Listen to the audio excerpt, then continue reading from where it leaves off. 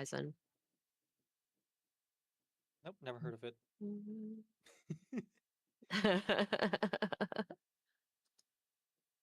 Actually, I don't know whether the people in Katrina's stream can hear us or I don't not. think They they can. can.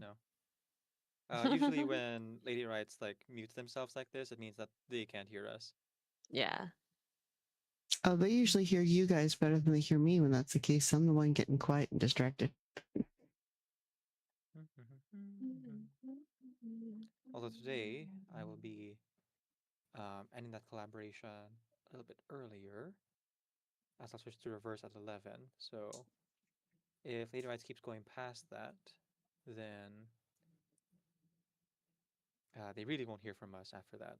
And you'll be ending by then as well. So Yeah, I'll probably be ending earlier than that. I feel like Mr. GSC's been getting up a little earlier even in the heat because like yeah, eventually yeah. when he wakes up and he can't get back to sleep because it's too warm. Mm-hmm.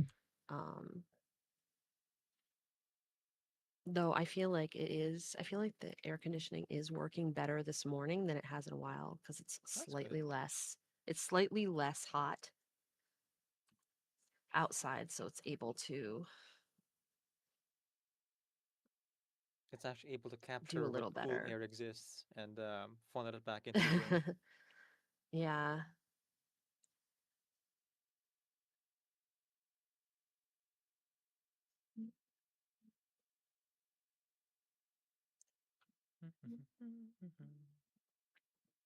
Okay, one more thumbnail and then I can eat breakfast.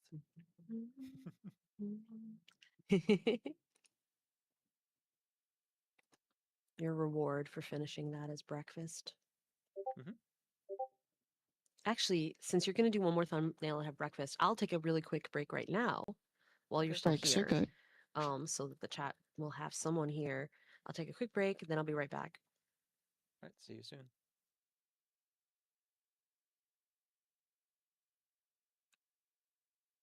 Okay, so that's part 35. And it's called A Cold Case. It's a cold case and it only gets colder. You're bundled up now, wait till you get older. But the media men beg to differ, judging by the hole in the satellite picture. The ice we skate is getting pretty thin. The water's getting warm, so you might as well swim. My world's on fire, how about yours? That's the way I like it, and I never get bored. Hey now, you're an all-star. Get your game on, go play. Hey now, you're a rock star. Get the show on and get paid. And all that glitters is gold. Only shooting stars.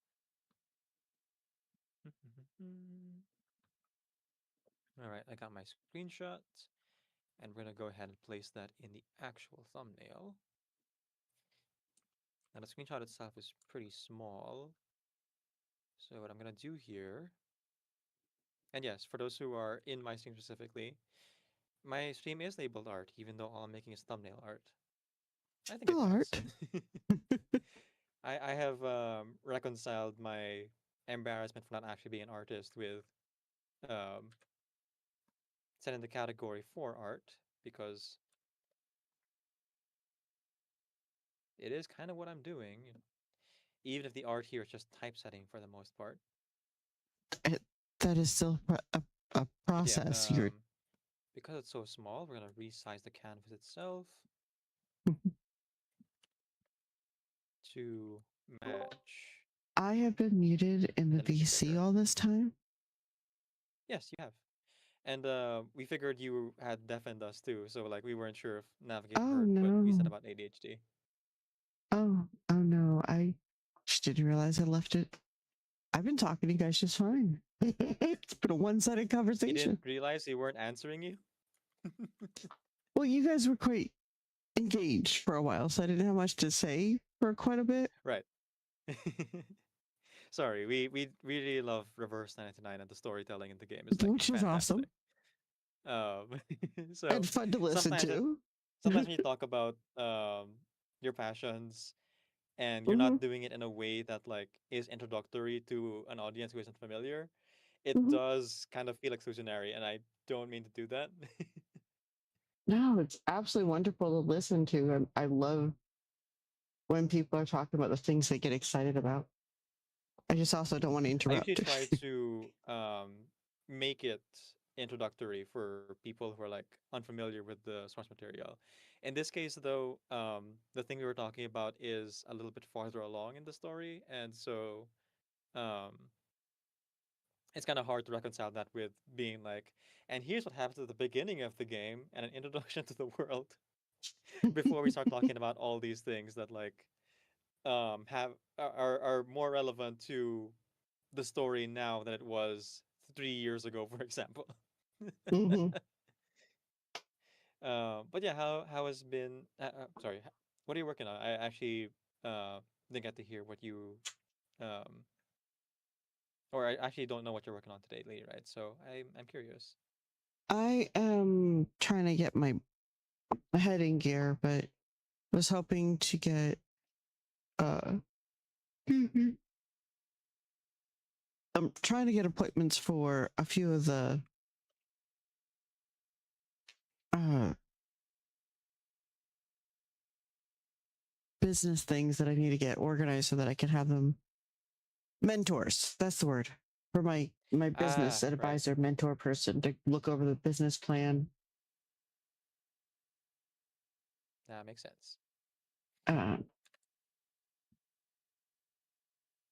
Ideally, it was good. It's good. Hmm.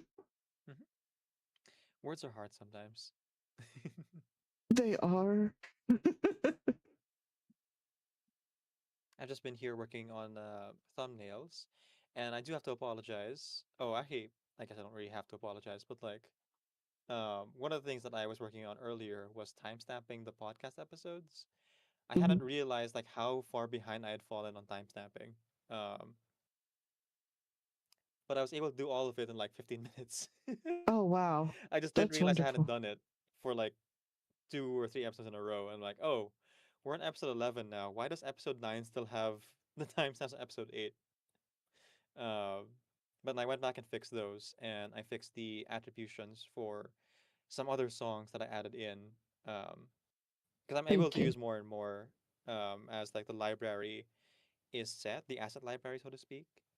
Some eagle eye folks will notice that I'm reusing images now because we have a good asset library of images at this point. So some of them are reused, even like the titles themselves, certain segments are reused now. Um, in order to save on not just like space on my hard drive, but also space in my actual brain of what images to reference. And in a way, it is like it is a tactic for people to kind of like, oh, this image has been used before as like a callback thing. But I try to use it in like slightly different contexts every time. Um, for these images I reuse. Anyway, I timestamped those 3 episodes at the beginning of my stream, um, and I'm now working on thumbnails. I just finished a what is the number of thumbnails I've done now? I started at 23 and now I'm at 35. So that's about 12 plus the 0.51 plus the 5 I did earlier. So about 17 thumbnails in the past 2 hours. Not bad. Wow, Yeah, productive. very. With that being said, now that I'm done with this batch of thumbnails, I told myself that I would go eat breakfast. I hear good things about food. I think that sounds like a brilliant Yes. plan. Reward for myself for being productive is actually satisfying my basic human needs. maybe maybe rewards shouldn't be based maybe my rewards shouldn't be the basic human need. Maybe it should be like an actual treat. I hear good things about that. Yeah. Unfortunately, my But funds for actual treats is a little bit strained. yeah, that would be great. As just to plug a little bit, if you don't mind. Go for it. Okay. Currently working on two music videos for the anniversary of Reverse 1999. The timeline was moved way up because Oh, Reverse shortened their patch this month and also last month. And so instead of like an October release like we were originally planning, we're planning for a late August or September release for the music videos. So we don't have a lot of time, and we only have half our funds.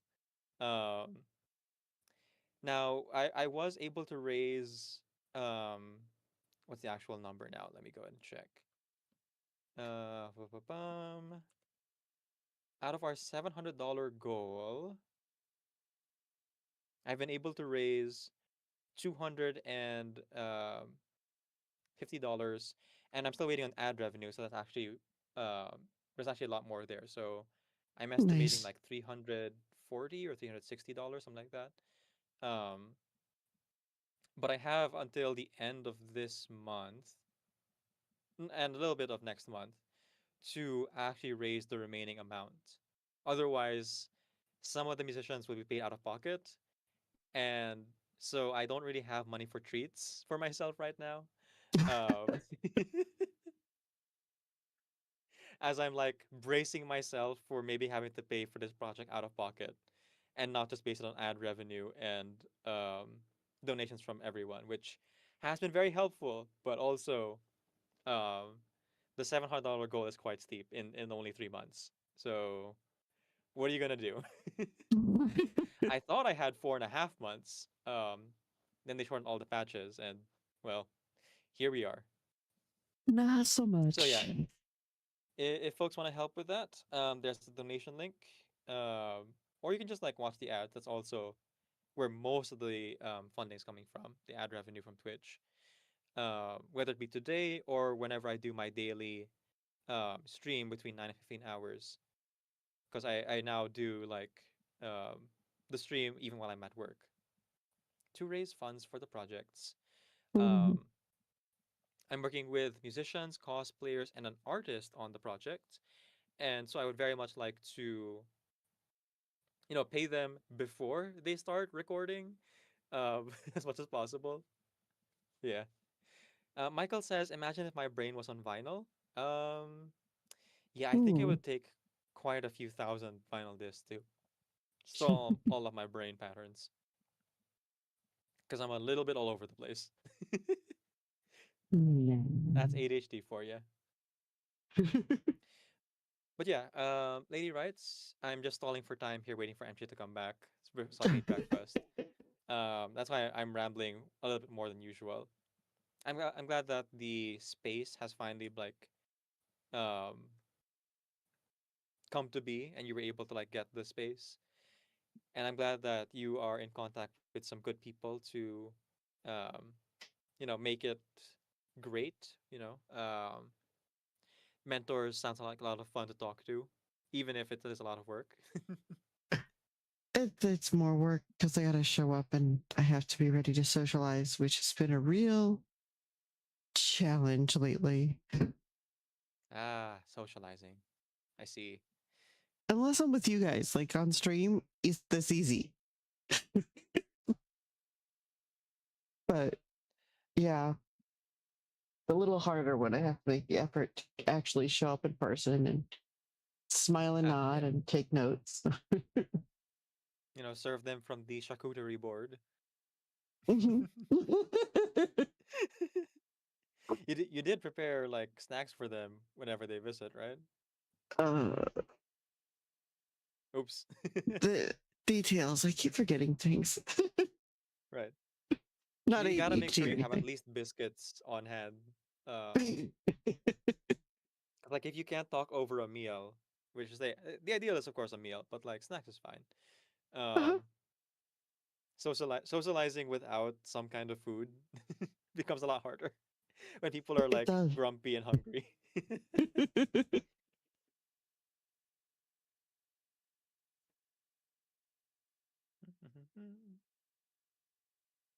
Although speaking um, of talking to people and socializing, I need to talk to the violinist and see if they're still on for the project or okay. on at all.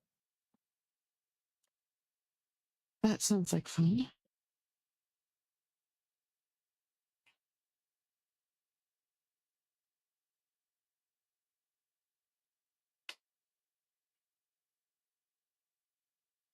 I'm actually supposed to select because they haven't given me the underwriting lines or agreements yet. I'm supposed to select a different property just as a backup. I have returned. But hello. Hi. Hello, hello.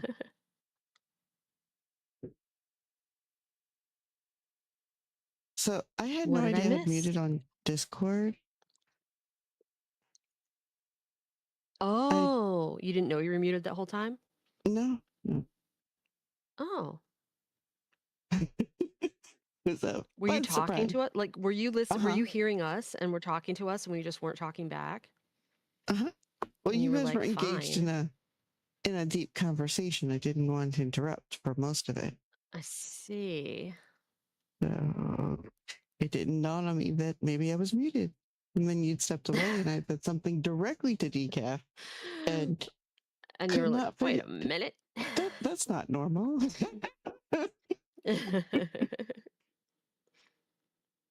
hmm That's what well, made me go welcome back. check.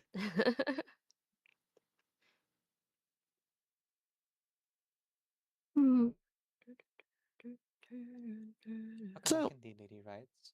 And having said welcome back, I'm about to leave you again food is good. because I have to eat breakfast and my stomach is like really complaining that I haven't done that yet. Ah, the way it does. Uh-huh.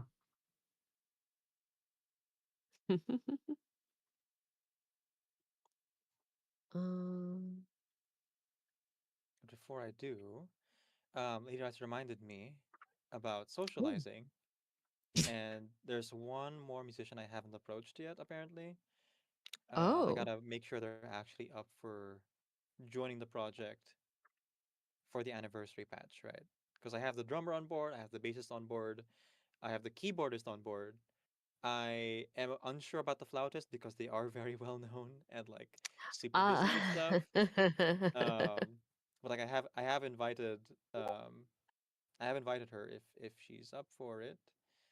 Do do do. Do you have the musical Violinist, I gotta score? check in. I do, yes.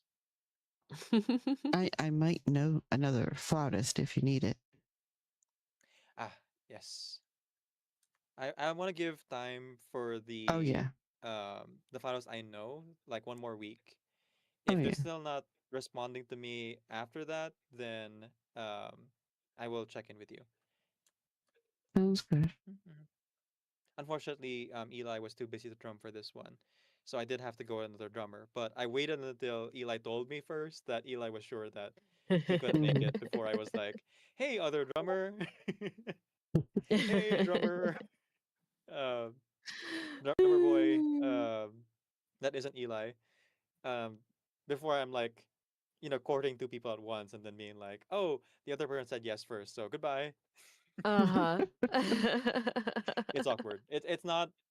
I know that they don't actually feel all that bad about it. But it is awkward to be like, "Oh, actually, the other person was like faster to respond than you, so I went with them instead." Ah. Uh, I think it's probably fine. Mhm.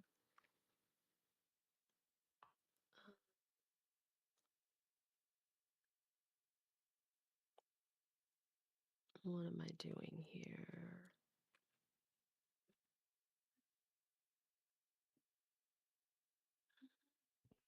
If at all possible,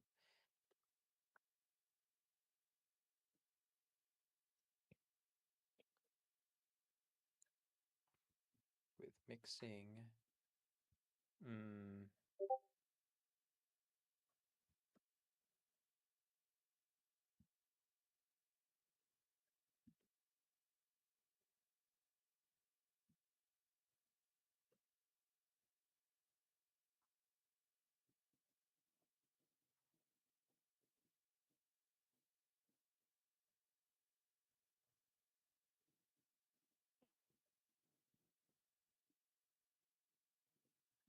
So,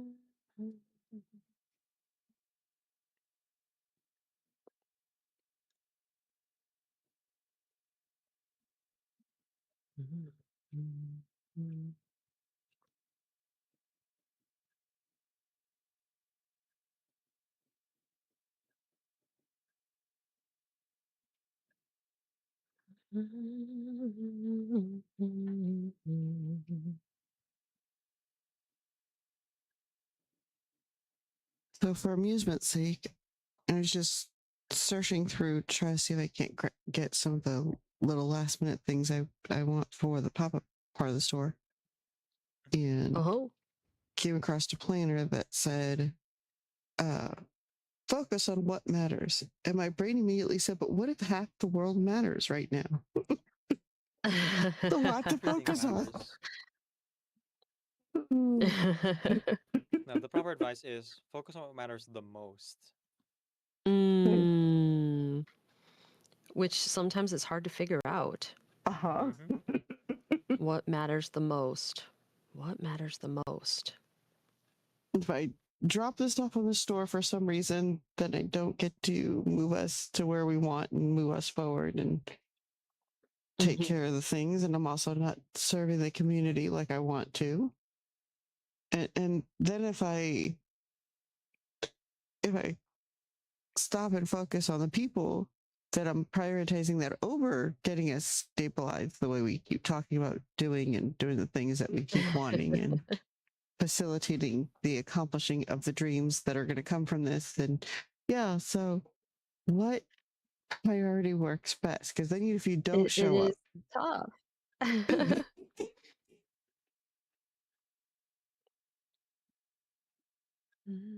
Okay, I still no, have my brain thumbnails to is work not on. racing. What, Jeff? As you're talking about like your work with the pop-up store and mentors, and MJ is working on the maybe not the flashcards, but the talking I'm points. working on I'm working on my talking points. Yeah, Right. exactly. Mm-hmm. I still have some other thumbnails to work on as well, but I should take a break for breakfast first. So I will be Yes. gone for a Yes, bit. I thought you were stepping away to do that. I was, but then you reminded me that I haven't talked to a musician first. I spent the quick 5 minutes just to hit send them a message. So when they wake up, they'll like be able to respond later. For right now, though, breakfast time. I will see you guys in a bit. Breakfast. All right. Enjoy the food. Indeed.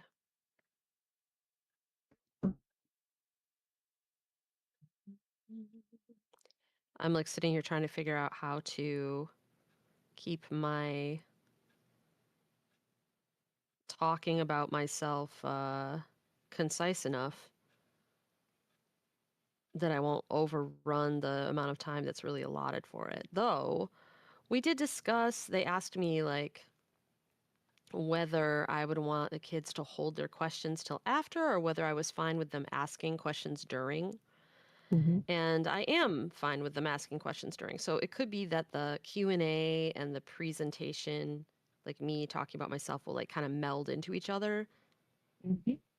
anyway, in which case maybe I don't have to worry about it as much, but it's hard to say.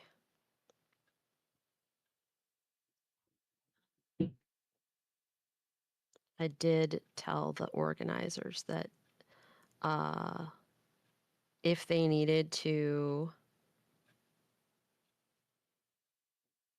cut me off and get me back on topic, that I Mhm. have ADHD and it was perfectly within their rights to steer me back to the topic at hand if I started a tangent.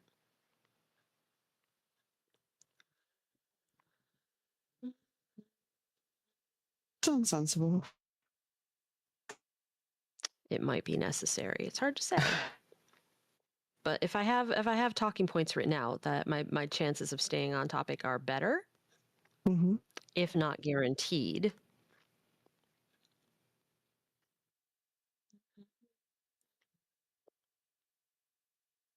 I just have to be disciplined.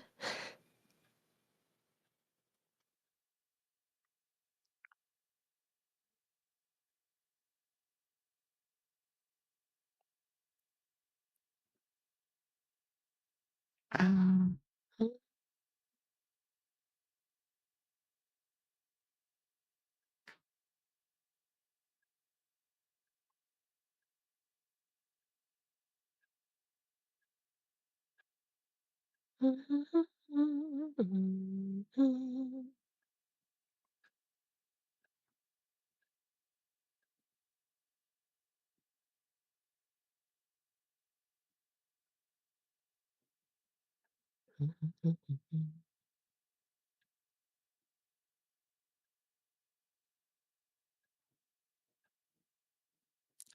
Sorry, chat. If Katrina and I are both quiet, I think we're concentrating, both of us, on our. just a little bit. Mm. And I have We yet also to figure. just for you guys to know, she and I did discuss the possibility of what do I want to say? Using productivity streams, like one a month to categorize our expenses and things. Mhm. Note that neither of us is doing that today, though.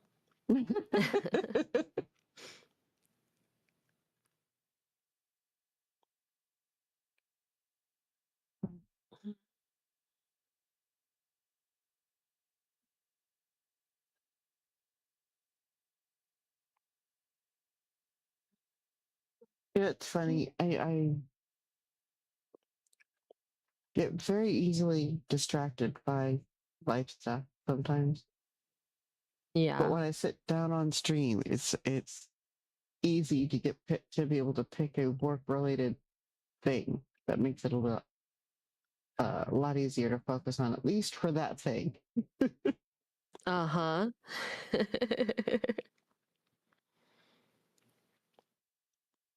There are times when it's not just not possible, but it's nice when, for the most Yeah. part, it is. You know, you've got your head trained. You sit down. This is time to work, Yep. and you got good It is company. true. Makes it even easier. That does help. The value of accountability with friends is real, Mm. for sure.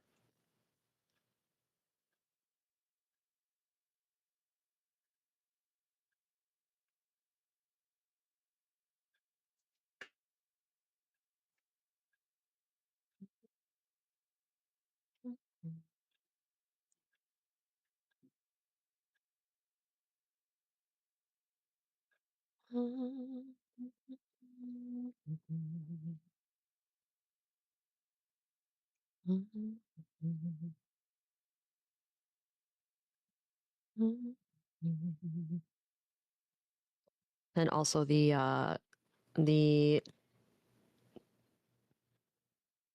odds of MJ humming along with the playlist while working are very high at all times. And fun.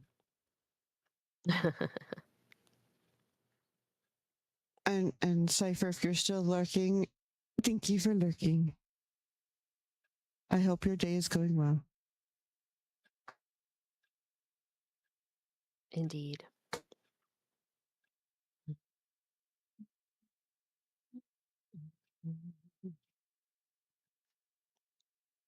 Okay. That's scary. That's good to know.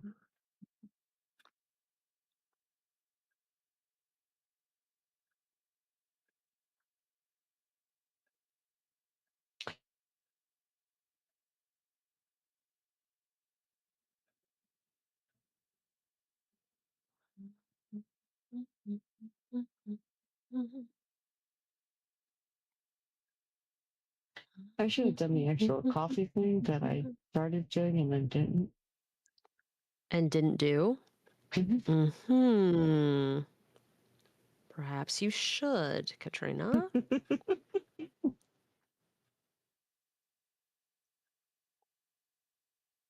However, I did find an acquisition or find a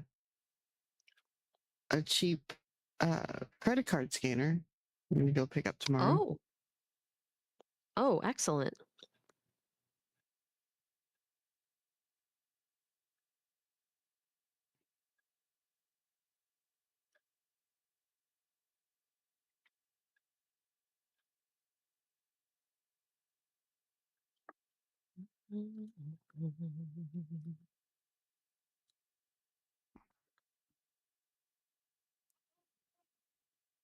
Just realized my music was pretty low, but it needs to be a little lower than where I just put it. Mhm. Somewhere in between.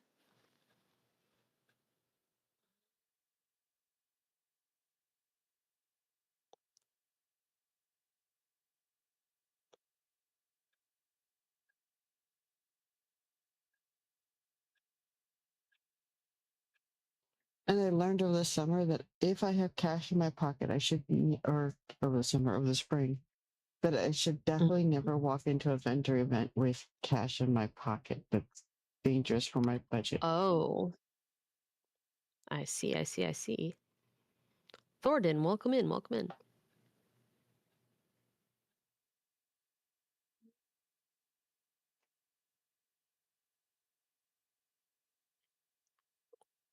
So that should put me in the right place to be to be setting up a property for this, right? Right.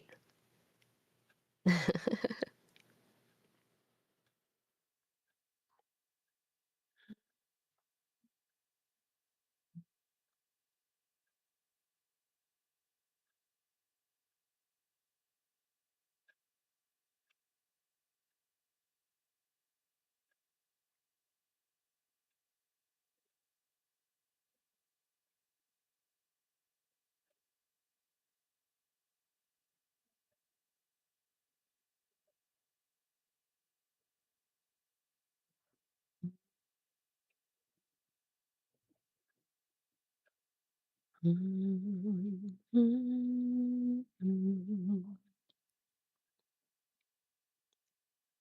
have to go look at my mom's website, but unfortunately, I don't have access to it on the computer. I gotta figure out how to. Mostly because I don't have. It's still a private URL, so I don't know what that URL is. Ah, I see.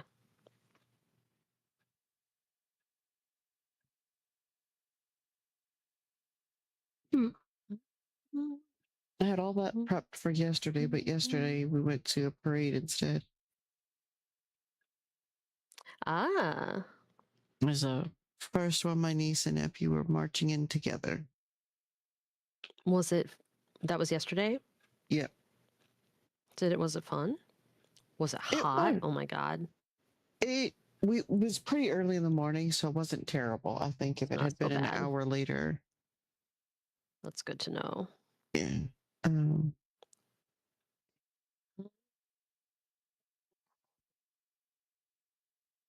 but yeah, it was fun because like I get to embarrass them, which was always good.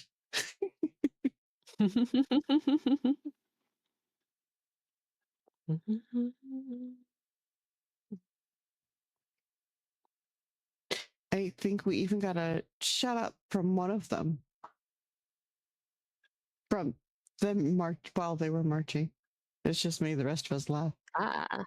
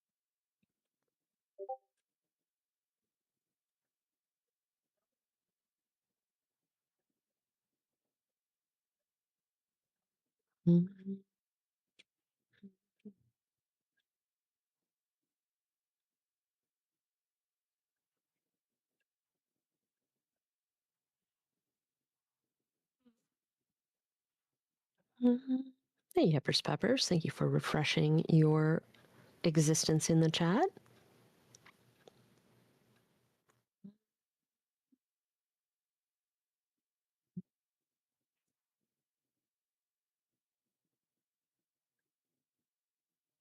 Okay, so somehow I guess I'm not in the shared chat, but I'm in the shared chat. Oh, how are you not in the shared chat? You were. I know. I'm So what confused. happened? Did your I think stream disconnect at some point? I maybe. Oh, there you are. Now you're back. Yeah. I had to hit the button. Apparently. Had no Huh. idea. Huh. Go neat. Huh. And like you had been in it like Yeah. before, so I don't know. That's strange. Well, at least it was resolvable. Yeah, for sure, for sure.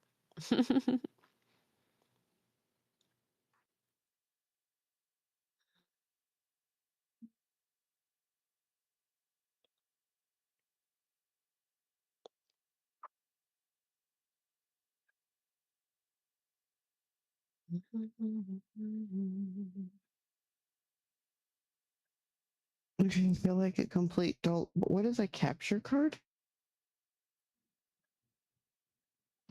A capture card is something you would use to capture video from an external device of some kind, like either like for instance, you would use it if you were playing a game on a mobile device and you needed to capture that for your stream, or if you were, Mm. yeah, using any kind of external device, you would use a capture card to capture that um, Okay. for your stream. I don't know how else to say Yeah, it. that makes sense. It's just I've never seen it before. And trying to put together kind of a short list for each of the different components is a little bit more confusing when I don't know what I'm dealing with. Well, and you have to figure out whether you actually need a capture card. Like I don't know what you need, but So it's yeah. in the conversations that I have had with one of the people who I'm walking through with, I had mentioned, well, I'm a streamer. I was wanting to kind of build that into one of the rooms as an option, not just for me, but somebody could come and can rent the room either for that or for other reasons. At which point somewhere they took that as, oh, so you're going to be streaming the vendor events and the events at the hall. What? Ah. So I didn't think about that, but after thinking about it, it was, well, that would not be a bad up price if somebody is renting the hall. Ah. Like that they could, they're having a ceremony or a party or something that they want non-local visitors to participate in. We could do that. That is genuinely something that we can make happen. And I just have to figure out what that's going to be.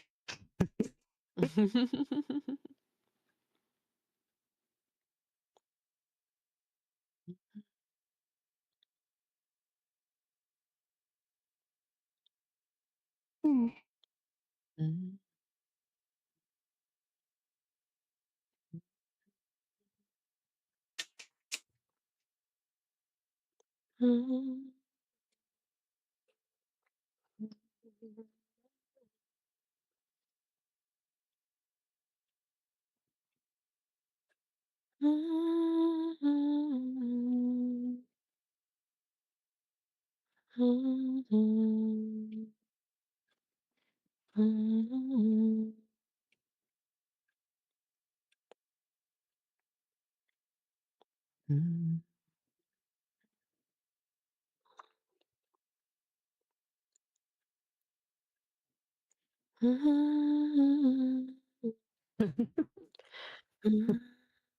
Hello, Vesperina.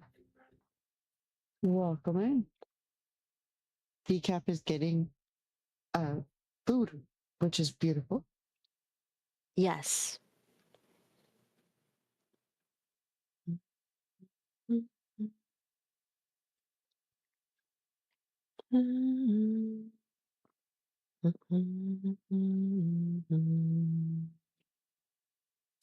I did find a fun indulgence that we're probably going to dip into in either year 2 or 3.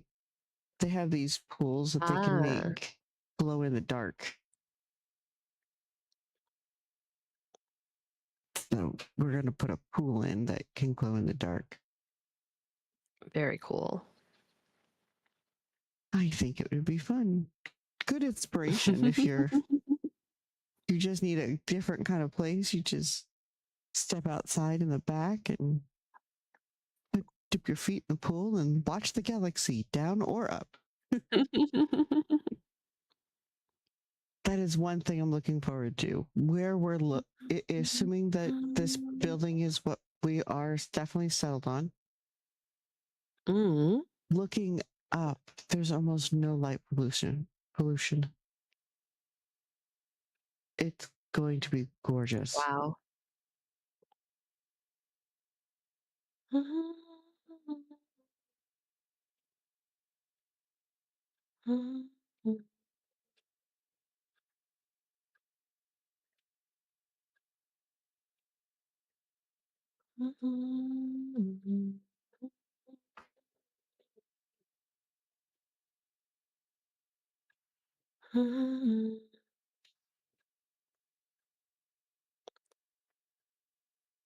I should not have done this.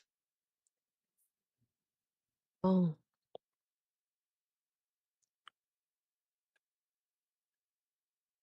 Brand new NES Classic has been opened twice to take pictures for the posting. Uh-huh. Like the one I played growing up.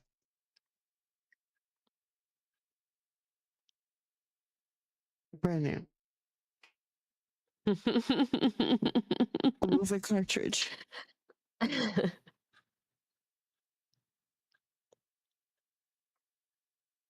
I'm going to turn away from this. Uh-huh. This does not have anything to do with my business.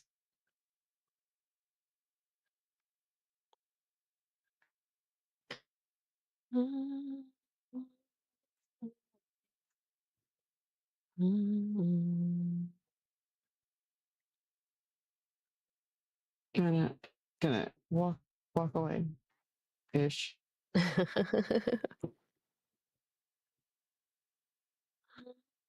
Like you can still see where the wrapper was on the box. Like that's I don't know who bought it and thought I never played this, but someone did, and I really, really think that's awesome because I don't know that I could leave it in the wrapper. I think I'd be setting it up on the TV.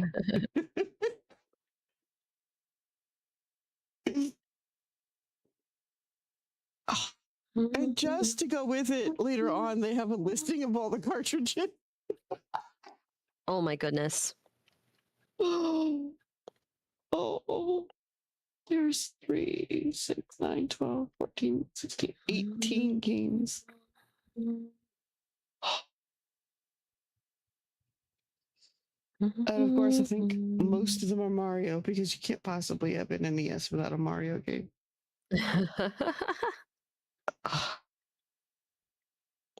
Oh my goodness. I played forever.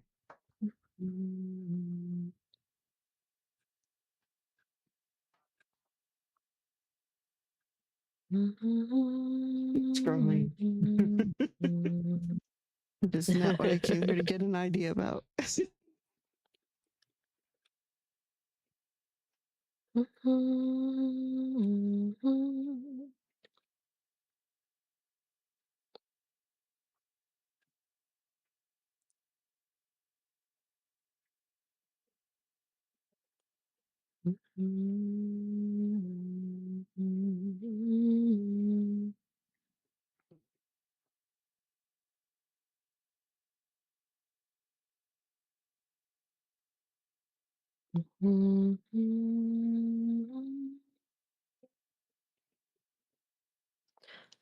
Round mirrors.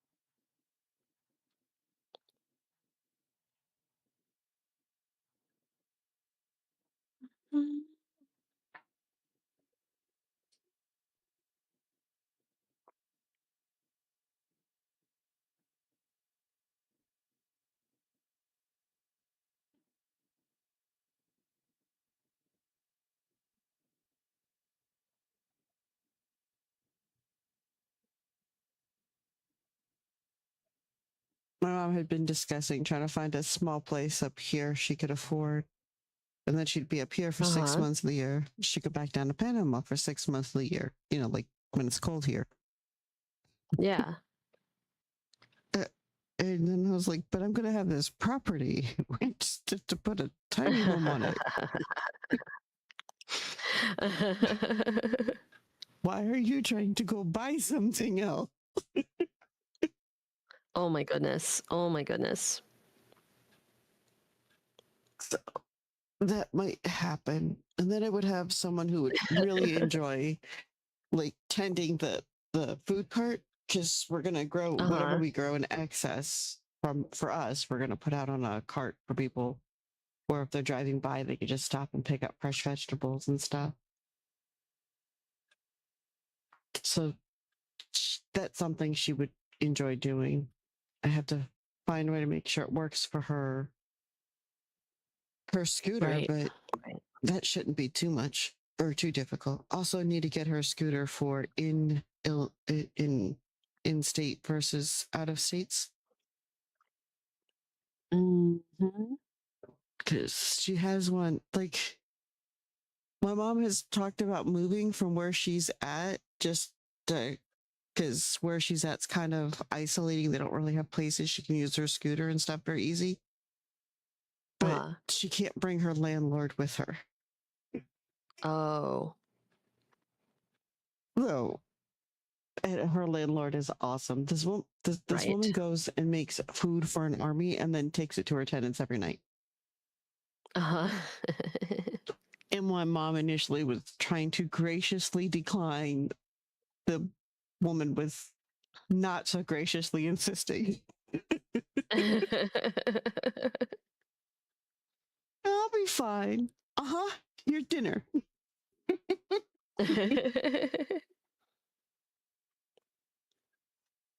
So that mom snacks all day long so that when her landlord brings her the food, she's able to finish it off.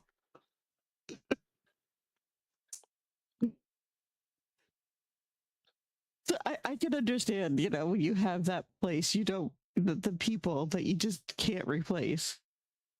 Right. When she talked about, maybe if she found a place back here, she would stay. She said, but then I wouldn't see her. And I need to make sure she comes with us. That kind of a thought. And of course, she's not going to. That's her home as much as it's becoming my mom's. Right. But I just love that there is someone like that there for her. That just makes me so happy.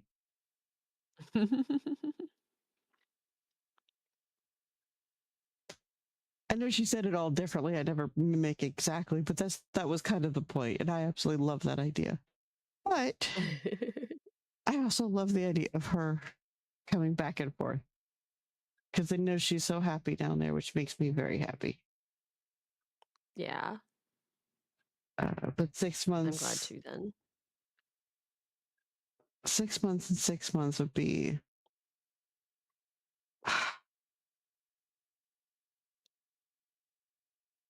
Would be nice. And then I actually get to see her. I love that idea.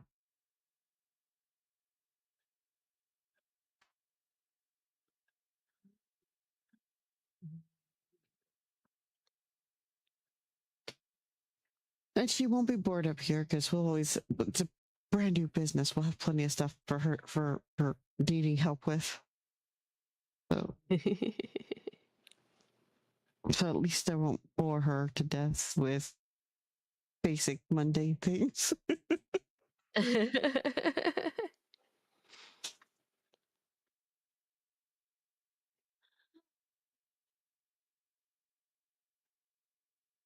Ooh. I bet there's no internet there. Oh. Somebody listed Oh. a nice area. It's got 40,000. They want $40,000 for almost 7 acres, but it's hunting acreage. There's no internet there. I could not build Oh on yeah, our property. probably not. Mm. I mean, I guess you could be sure, unless it says that there's no access. You could find out, but it seems unlikely. Yeah.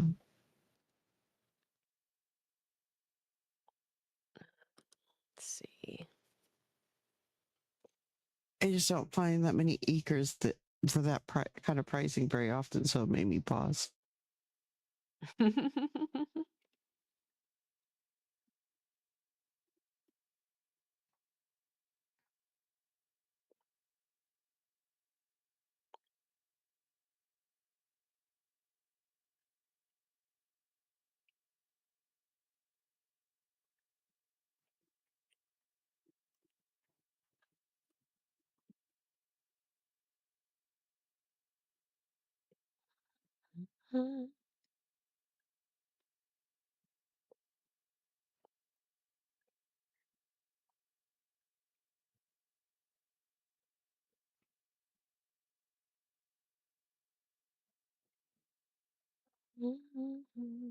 Let's see. I need to look up how accurate this is.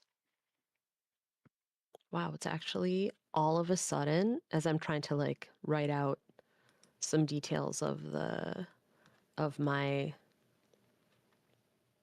history with in publishing, like, Mm-hmm. and I'm trying to like figure out years of things. It's actually useful all of a sudden that I have a email folder that has all my query rejections from the first novel that I tried to query Very useful. in it. Yeah. I have a folder for rejections, a folder for requests, like manuscript requests for both that and the book that would become I Was Teenage Death God, Mm-hmm. and including my agent offers and stuff, and all the emails and stuff that happened after my first offer. And like I actually kept like a very orderly archive of these things, so I know exactly when everything happened if I Okay, look back. that is really helpful.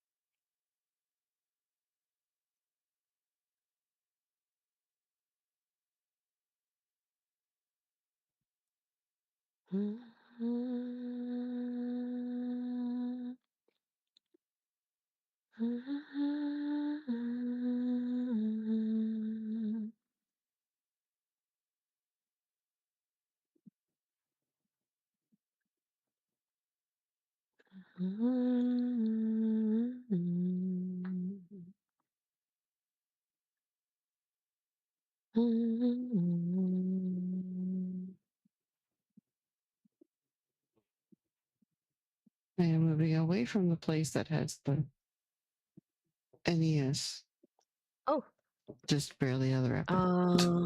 what just happened? Popcorn Antics. Thank you so much for the follow. Welcome to the clubhouse. Welcome in.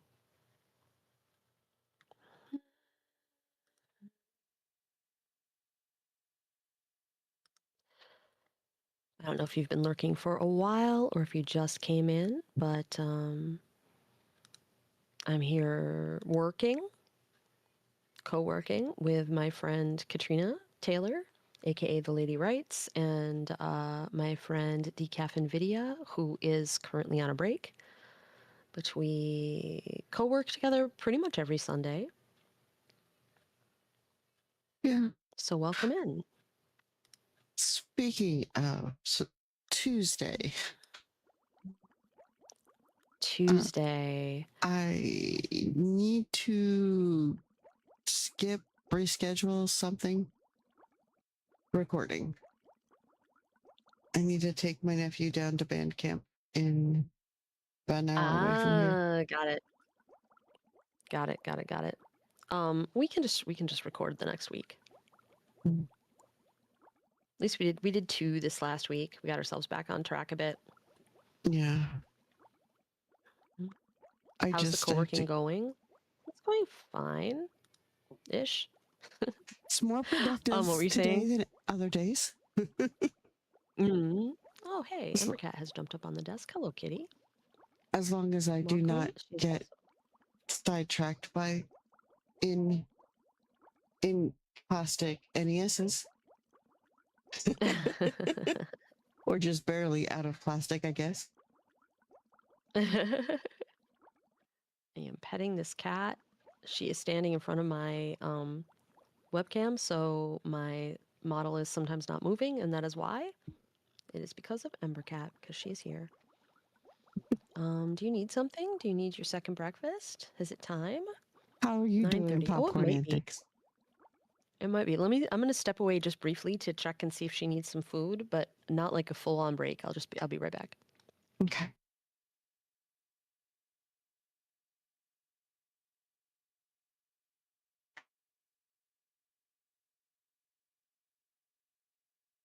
Which means you're all stuck with me now. I know it's terrifying.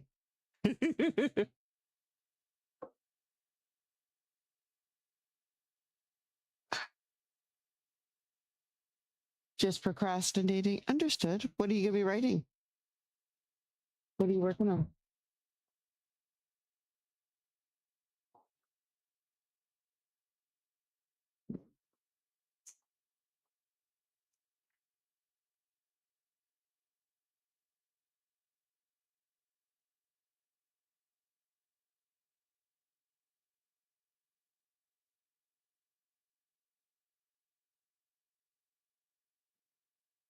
Okay, I have discovered the real reason why Embercat was up and roaming around, and that's because Mr. GSC is up.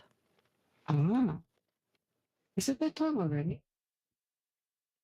Yeah, it's been a little earlier, I think, this weekend because of the fact that our air conditioner isn't working. So I think it's hot in the bedroom and he can't sleep as well as he would normally. That does make some sense. Yeah. And we've had we're like just coming to the end of a really massive heat wave over here. Mm-hmm. So I'm gonna rate out and Katrina, thanks for hanging out with me. Everybody's chats, thanks for hanging out with me today. And I will see you guys. I'll be back tomorrow. Still working probably on this presentation thing and the 30 pages. And Katrina, we'll like no worries about Tuesday. Band camp is important, and I will be back. Thanks, everybody. See you soon. See you soon. I'm gonna pop out of the VC as well. Oh. But hi. Hi. I'm gonna pop out of the sure VC, which direction. but thanks for hanging out with me today. And please I hope the rest of your stream goes well, Katrina. And please give Decaf my greetings when they get back. Will do. Bye. See you later. I'll be lurking here. Welcome, Raiders. Yes. For anybody who's coming in with MJ stream that hasn't listened to me barely chatting in the background today, welcome in. It is a pleasure to see you. Decaf will be back in just a few minutes. And Popcorn Antics. I love Short Story Sunday. I do 31 stories in 31 days every January, which is a short story a day from either prompt to finish or start or zero to finish. And it's a beautiful exercise. And it's a beautiful, beautiful thing.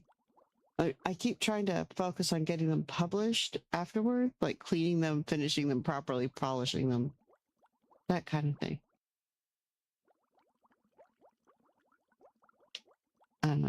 Because that's what I do. But I haven't gotten all of them yet. I've been doing that since 2019. So on average, I get about 18 to 20 good stories when I'm doing it. I have a lot built up. But it is wonderful to hear somebody trying to do the same. Do you do this every Sunday or just do it a couple Sundays a month? Or how does that work for you?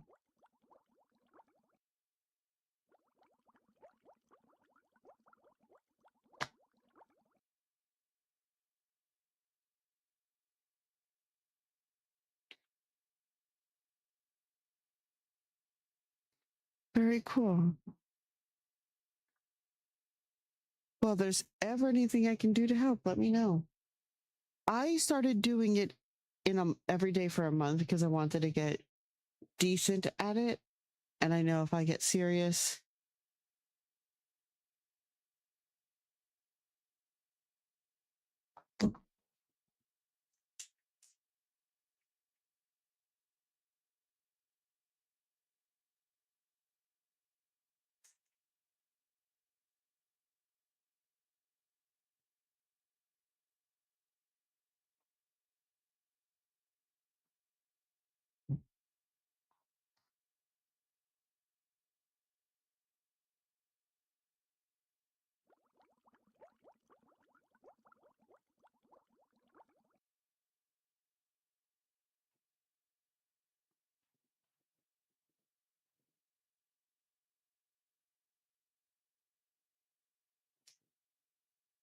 As a matter of fact, in that story that just came up, the first contact link in my chat is that has actually some of the stories from my 31 stories, 31 days.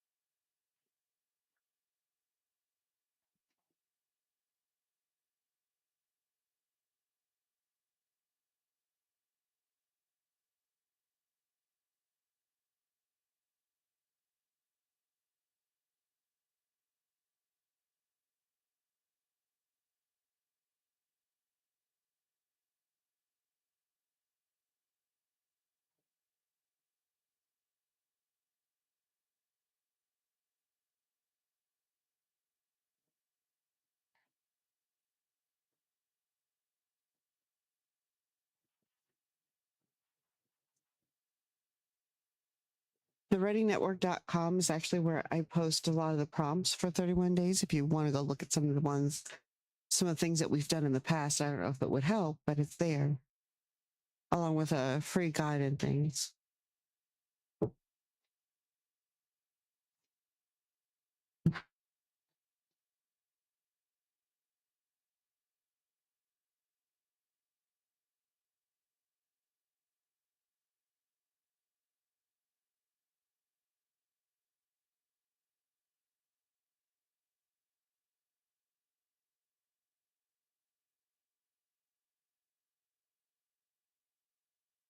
Hmm.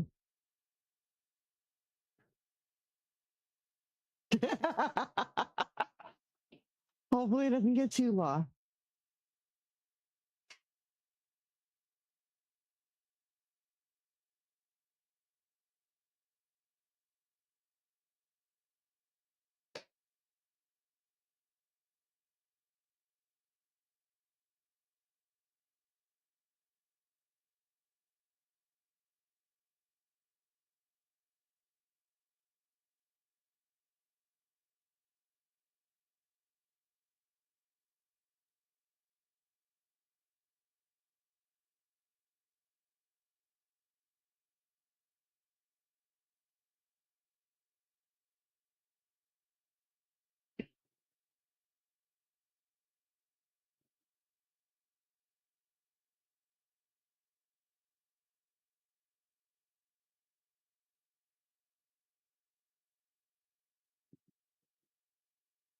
Hello, I returned. Welcome back. MJ has At least stepped I. away. Yep. I How was realized your? I might have left my.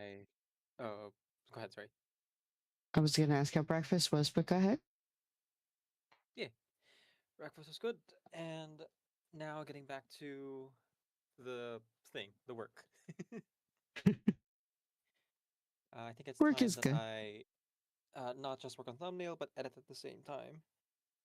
But thankfully, the last couple of thumbnails are a lot simpler, so I can kind of do This. both and not worried so much about entertaining you in the chat at the same time as well. Because I see that MJ has already left. Yeah. Yeah, Ember Cat came to let her know that Dad was up. So Ah, I see. yeah, that goes. Mhm. Thank you for the follow, Popcorn Antics. Much appreciated. Let's see. Is there anyone else who showed up? Oh, Vesperina. I'm not sure if Vesperina's still here because I think Vesperina like does art at this time. But nice to meet you, Thornton, as well. Mhm. All right. Let me get to work in here. Let's see what we can make. I want I to edit at love that. least one video before 11 here.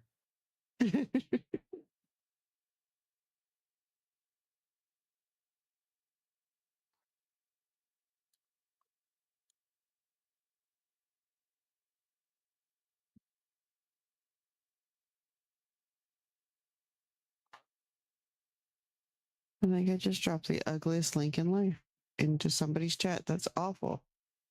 That's like abuse these days.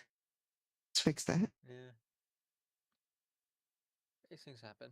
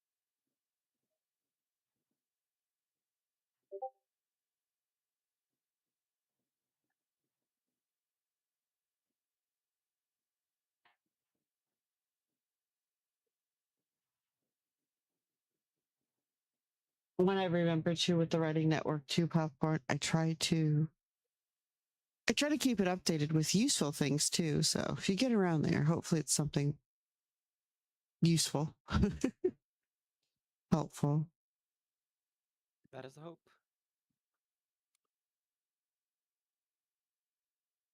Hmm.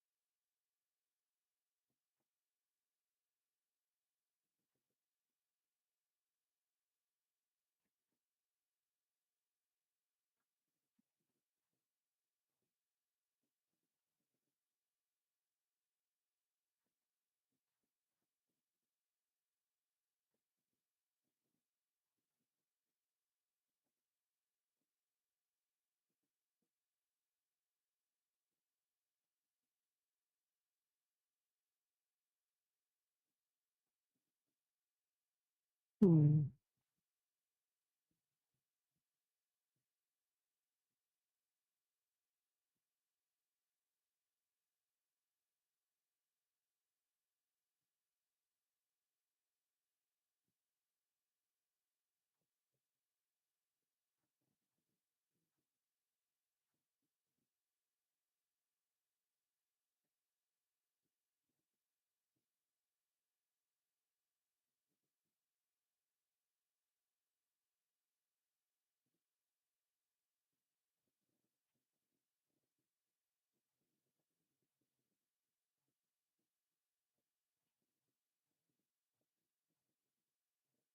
That's going to be fun. Sometime in the next 6 months, I get to post a now hiring ad.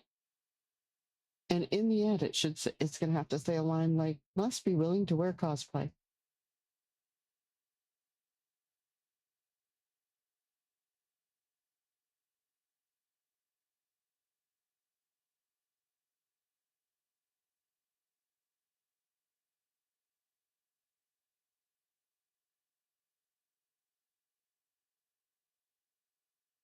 Or cosplayers get a premium or something. I don't know.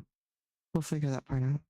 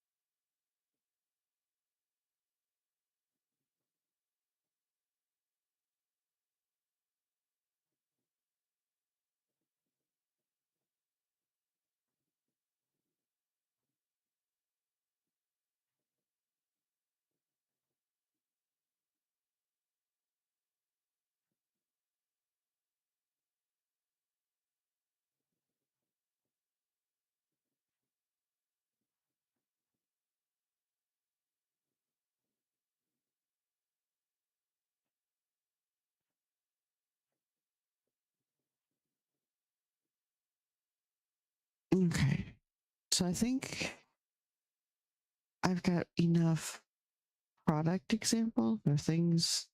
I hope I have it up. I think I can pivot to actually pulling together the emails and stuff so that I can answer the questions effectively. I hope.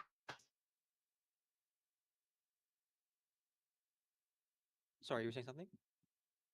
Mostly thinking out loud. Nothing important. Sorry, I'm not focused on editing, so Oh, totally get it. do speak up if you have something to say. I'll turn you up a little bit so you're not softer than the thing I'm editing. Actually, I think I am going to step away for a moment. Okay. And then we will figure out where we're going from there because I've got to redirect myself. Ah, yeah. Oh, ads running on my channel. I can tell because the little window you have on screen is playing an ad. Uh-huh. It's a good ad though, at least. I mean, I'm enjoying the trailer. yes, that trailer specifically. I'm enjoying those. I haven't seen a Doomsday trailer that I like yet, or really most movies these days. But this one I'm looking forward to. No, Spider-Man's easier to get into for sure. I admit that I've kind of fallen off a lot of the Marvel things during COVID. I think maybe because of COVID even. There was like a period where my family was just like watching all 21 at the time, I think 21 Marvel movies in Uh-huh. succession over and over again. Um, and so I by the time like Loki season 2 had finished, and then they started like showing all the less exciting stuff, like the Ant-Man, was it 3 now? And Uh-huh. the Eternites, oh, not Eternites, what it's called? Eternals. I was like, you know what? I think I'm good. I'm checking out here. I've seen what I need to see. But I think if Spider-Man I holds a special place in my heart of like, no matter what incarnation it is, I gotta go watch the Spider-Man movie. uh-huh 100%. That being There's said, I am fully going to watch the animated one in theaters. I have yet to see the animated one, let alone in theaters. And I want to because I love Miles Morales. In general, I love the character. Mhm. Really, really wish they could find a way to bring the two characters into the same coexistence because I think Peter would make a great mentor.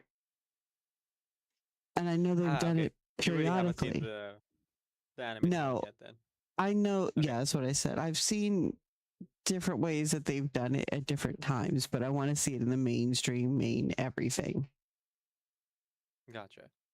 It's because comics and subsequently a lot of the animated stuff, because of comics, make it do all the things all the time. I want to I don't know why, it's just my brain doing my brain weird things. I want to see them do it more organically in the same world. Mhm. Does that make sense? No, that makes sense. Yeah. Completely makes sense. Like the the connection is like very meaningful if you're following these two individual stories that like connect at a Mm-hmm. point um versus like they invent new characters. That being said, it's not going to happen if only because Sony and Disney, yeah, Disney owns Marvel now, right? Uh-huh. Sony and Disney have not been playing nice for a while. Right. Like they'll do crossovers for sure, and they're sharing Spider-Man right now, kind of, sorta, not really. Uh-huh. Um, but when it comes down to, like, who gets the rights to make money off of Spider-Man, they're really fighting hard to kind of like get as much of that share as possible. Mm-hmm. The reason like Sony made so many movies in quick succession, um, from the Sam Raimi movies to the Amazing Spider-Man movies with, um, what was his name? Andrew Garfield, and then Mm-hmm. the latest three, the latest one to like keep being the Spider-Man verse was the Venom movies. Okay, so they Mm-hmm. could hold on to the right to keep selling merchandise of Spider-Man. Mm-hmm. Yep, Yeah, because that's where the money is. At least yep. longevity wise. Unfortunately for them, the MCU did really well, so they sat down with Disney and was like, okay, we can't really make fantastic Spider-Man movies. We can make good Spider-Man movies. Um, I would argue the first two Spider-Man like Sam Raimi movies were like absolutely fantastic, but everything Agreed. after that, um, like kind of dips in quality a little bit, and so they kind of had to make concessions about being able to actually like make movies based off Spider-Man in the Disney MCU because Mm-hmm. the original copyright holders were like clamoring for it because they knew where the money was. Right. Hello, Juxtapositor. How are you? Hello. How's Maggie? But no. Oh, quite sorry. Nope. You were saying? Um, Going into like the animated Spider-Man movies, I really prefer it over the current incarnation. In the MCU, the MCU one is fun. Don't get me wrong, but the animated one is absolutely incredible. So I'm gonna take my sister out to watch it when it comes out. That third movie, that third animated movie, because like we're Very cool. interested in seeing how this all wraps up. Assuming they allow them to wrap up the story and not make 19 movies out of it. But 19 Animation makes is sense. expensive, Just keep so going, right? thankfully animation is expensive. Mhm. And also the creators behind it have like very clearly already finished most of the production and they've moved on to other projects. Phil and Phil Lord, I think. Phil and Lloyd. I forgot the exact name. But yeah. So hopefully that means that the third one is in fact the last and they won't like drag it out. Uh, Kicking and screaming into Marvel movie number 29 or whatever we're at now. I'm sure they're gonna extend it as far as they can. Hmm.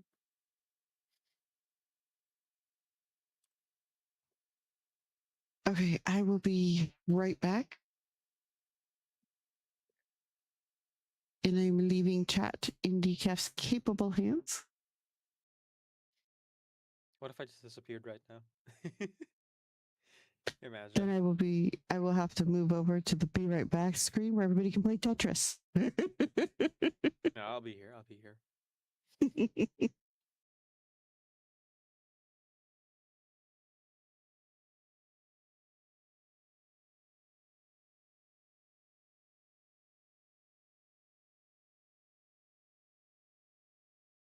Okay, I'm just editing here, folks. But if you want to chat about anything, feel free to do so.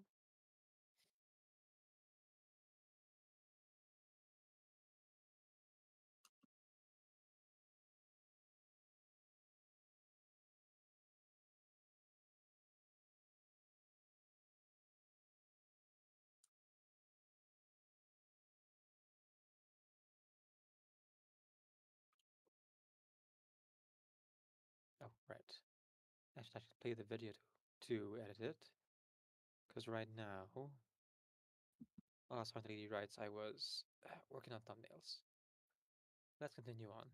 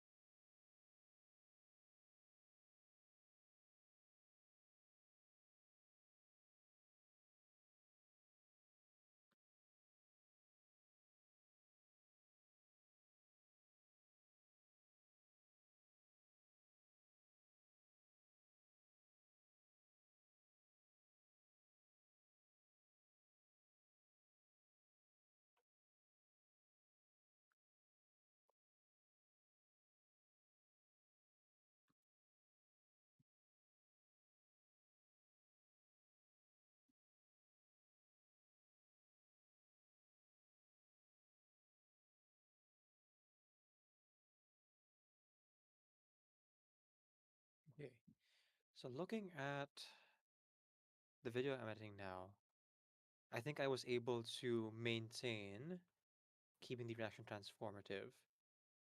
So I'm gonna trust myself here and only really cut out dead air. I can't think of anything more that I could really add value-wise to this 3-hour video. And I got other videos to work on, so I kind of just let them, speak for themselves.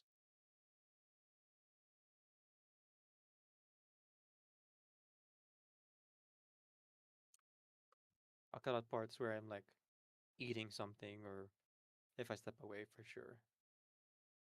Keep it concise.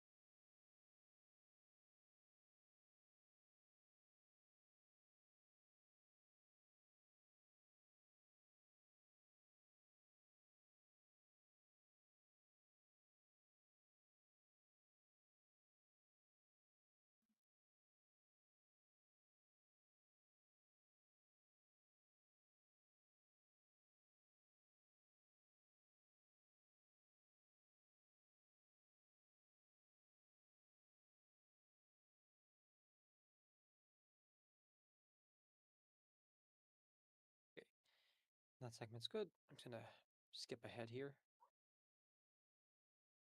Yeah, it seems like I did a good job of pausing the video all throughout,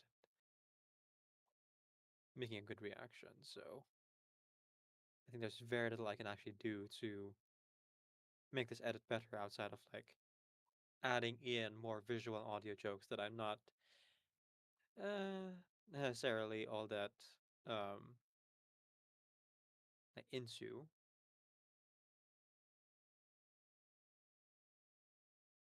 Like the amount of things I can do editing wise would be a bit too labor intensive, especially with all the other projects I have in mind. So I just want to get this done so I take it off my docket, I think.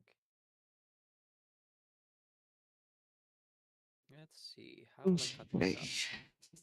I am back. I'm going to chase something up so I can Welcome hear back. decaf. Hold on a second. No worries, no worries. Maybe I should cut this up into 4 parts Okay, I'm instead of back. just Like 2. back. Sorry about Yeah, that. there you go. I'm not debating with myself if I should cut up this 2-hour reaction video Okay. into And I 4 see parts evidence or of decaf 3. talking, and the change didn't make a difference. I'm not muted. Hmm.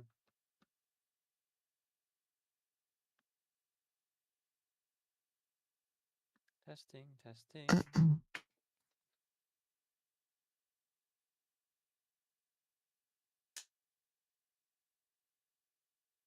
Calling from beyond the void.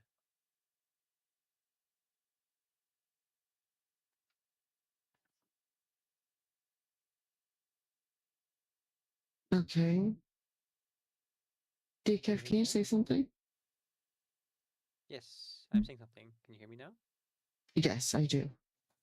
I guess my headset died. That's what I was having trouble with, apparently. Ah, okay.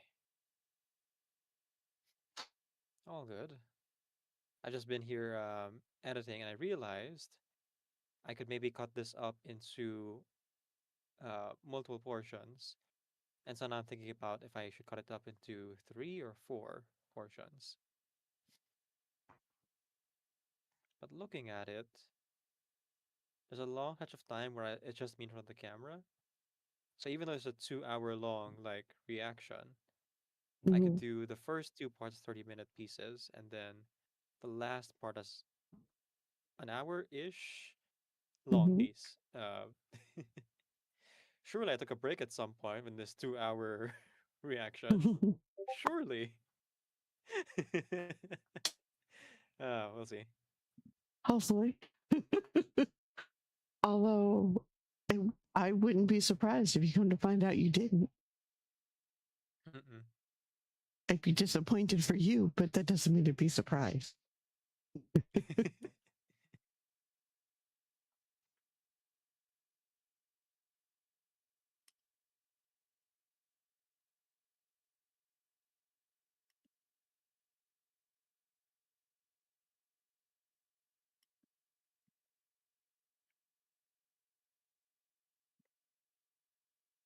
It turns out, if it's the case that I actually really don't have anything to add, because apparently I did a good job of like adding commentary and pausing the video, so it falls under fair use. And I don't really have the bandwidth to add a bunch of like visuals and video jokes. Um, I might be able to edit like 3 videos now instead of just 1, because all I'm really doing is cutting out dead air. Hmm. Well, time to export the first one.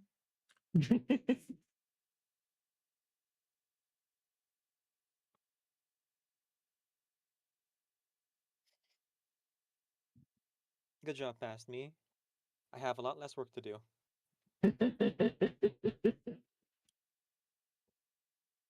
Never a bad thing.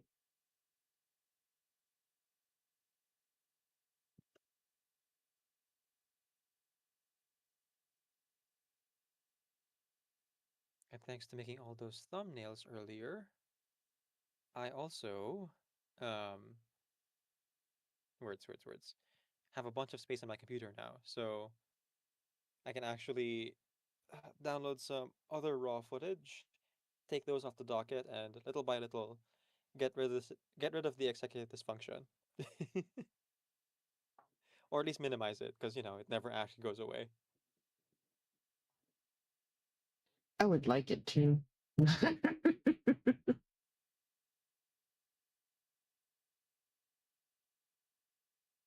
But it is what it is. It is what it is.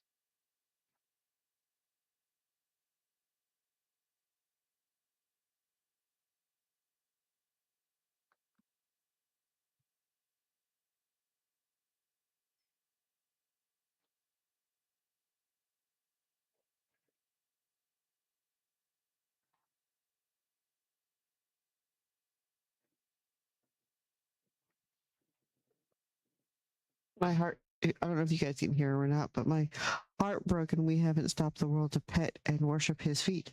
Cat is screaming in the background. I cannot hear it, so I don't think the chat can either. Oh, okay. That's probably good. You guys don't need to hear him absolutely break your heart with his voice.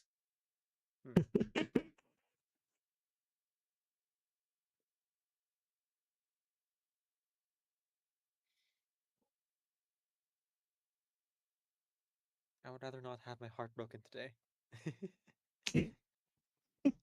Believe he it or not. he is our sweetest boy, but he takes advantage of it and he knows it.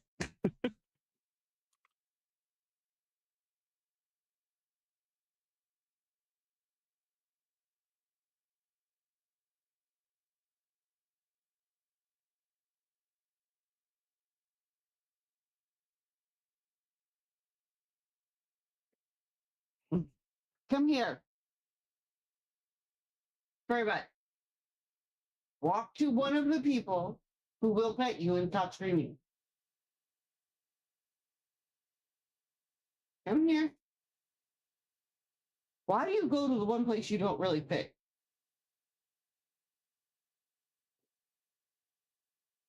One of life's greatest Come here. mysteries. Yeah. Or, be a jerk. Whatever works best for you.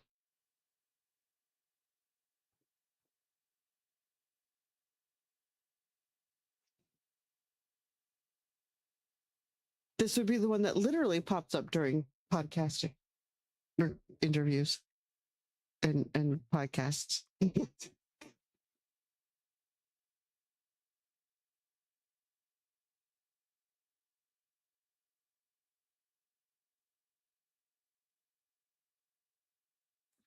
Communicative? No. Okay. You just play jerk? Yeah? Okay. At least you're Actually, clear about it. you know what, Lady Writes? Huh? I think because it turns out that this editing project that I'm going to do is actually a lot simpler than I thought, and I Okay. was able to finish all 28-ish thumbnails in a short amount of time. I think I'm gonna give myself a real reward here, and I'm gonna go take a nap. I have reverse to play in like an hour-ish. Mhm. And before that time, I think I'll just go ahead and like take a nap so I can do it and not worry about my health like I did yesterday. I am really glad to So hear I'm you're gonna taking go care of ahead. you. Yeah, I'm gonna go ahead and raid you. Okay. I mean it's the same people, but Uh-huh. some of the lurkers are unique to me, so they'll head on over to your channel and say hi by their presence, if not by their words. Also The magic appreciate of it. lurkers, of course. Um, I'll be live again in an hour, folks. If you want to watch me play Reverse 999, you can join me for that. Otherwise, go hang out with Lady Rights in the meantime. Wonderful people. Oh, do you want me to mute from my sign off, or I can also do it like. Sorry, I'm going to do my sign off. Would you like me to mute? Go for it. Okay. Here, let me just switch screens. There we go. Thank you everyone so much for coming to today's stream. It was a very productive day. Over the like 5 hours that were in front of the camera, I was able to finish 28-ish thumbnails and edit a video, which will very easily become 3 videos now that I know that I hardly need to do anything. I was preparing to like cut out a bunch of stuff and really hammer down details. It turns out Past Me was able to do most of the heavy lifting, so I don't need to adjust all that much. Um, we also hung out with MJ and the Lady Rights, and we will be raiding into the Lady Rights shortly. But as we are heading out here, please do copy the normal raid message if you are a regular follower. If you're subbed, you could also copy the sub raid message, whichever one works for you. There we go. And a very special thank you to the follows from Lassie Noroi and Popcorn Antics for the follows. Hope to see you in a future stream. All right, again, you can see me later today for Reverse 999, and stay tuned for the Blue Sky and the Discord if you want to see my schedule for the rest of the week. I've decided we're gonna start at 6 instead of 5 because I just need the extra sleep after working 2 hours overtime every single day next week. Um, that's just what's gonna happen. But as I send you off, keep in mind, remember that Decaf Nvidia is your Creative Commons Attribution, non-commercial share alike 4.0 international license. Off you get. All right, no one can hear you now. No one can hear anything we're saying in my stream. Yeah, I'm gonna close the other browser, maybe, Mhm. if my stuff correct. So you I make just sure you realized I've take had good care of you. 2 of your streams open this whole time because MJ rated you earlier. Uh-huh.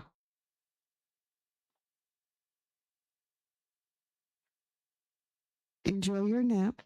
I will Thank you. probably be scooting out myself in about 30-ish minutes. But I'm gonna what I will probably actually do is go ahead and go into the videos so that I can raid you once the once you come back up. Thank you. Only if you you know, I've already started at that point Mm-hmm. because I want to take at least like 50 minutes to an hour long nap. Go. I don't have to start exactly at 11. No, To be you honest, don't. the reverse stream itself was like um not planned originally. It's because I had to end stream really early yesterday because of like really bad headache. But yeah, I'll see you when I see you. Sounds like a beautiful Thanks so much plan. for hanging Sleep out. well. Thank Thank you. you. Bye. Okay, good night. I'll be back soon.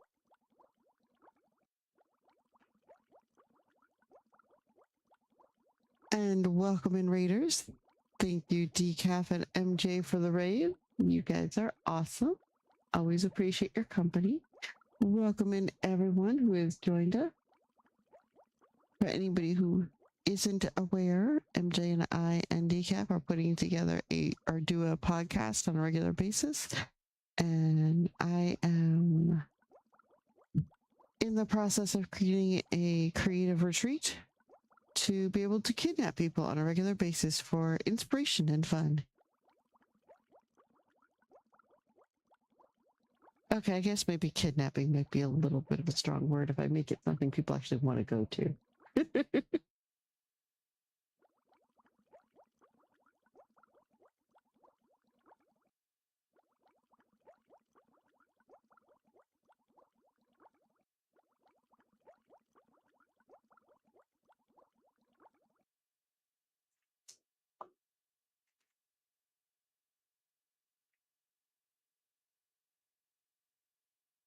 Yeah, found a toy. We might hear some noise from the very cute little furry things in the background. But welcoming, it's awesome to have everybody here.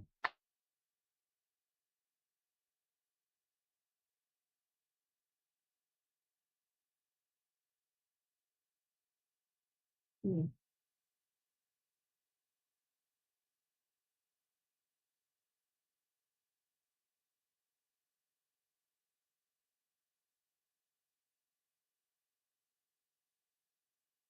Good.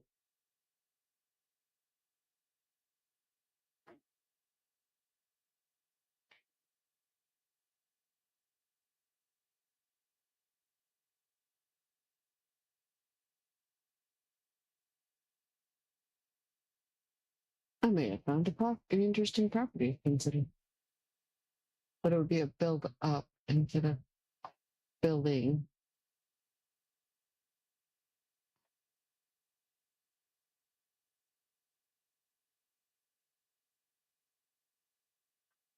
I have a location in mind. I was just strongly encouraged to make sure I had at least a second, if not a third. Thus, I'm kind of trying to do that.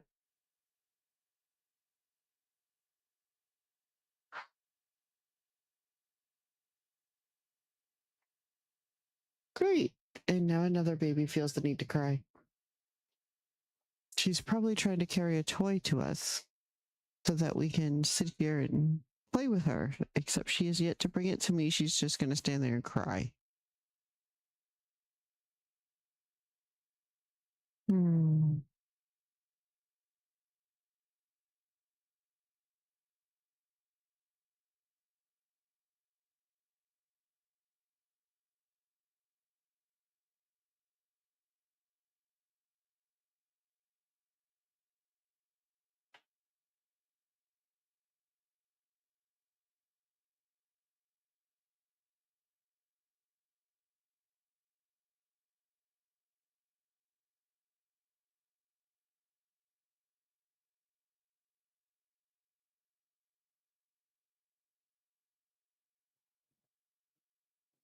So, what are you guys enjoying? What are you working on? What are you looking forward to?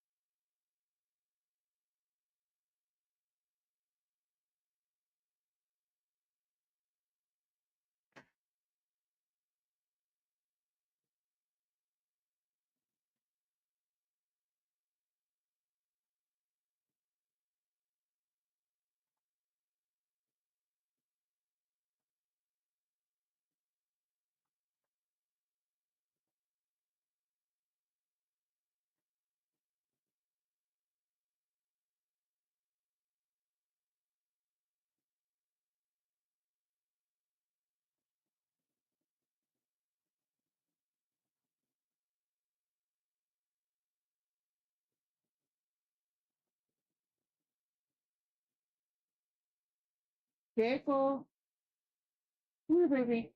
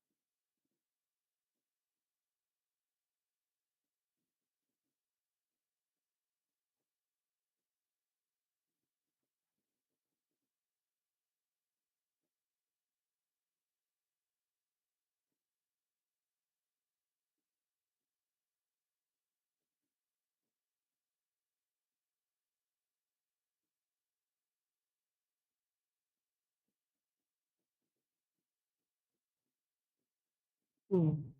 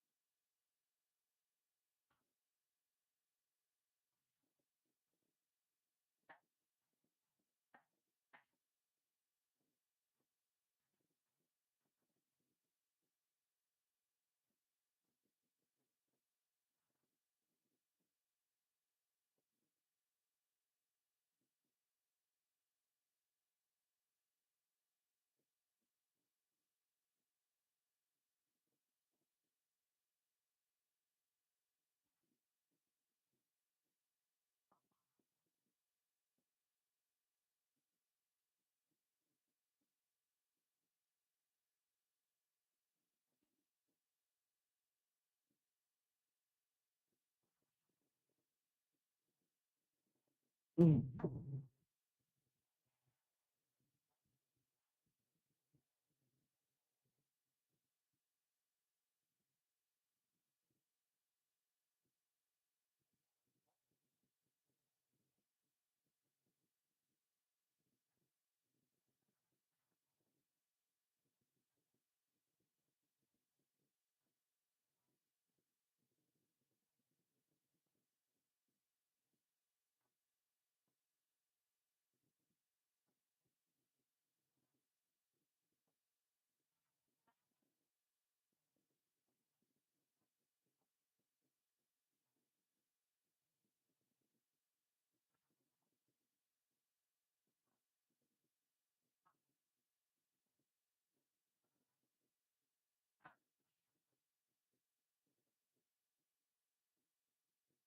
How do we start? Bear with me a moment, okay? Just setting this up. I guess we start with this is the first episode.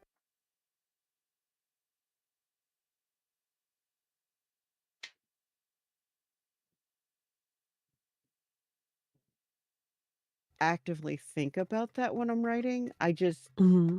There we go. write. And it tends to get to the next spot.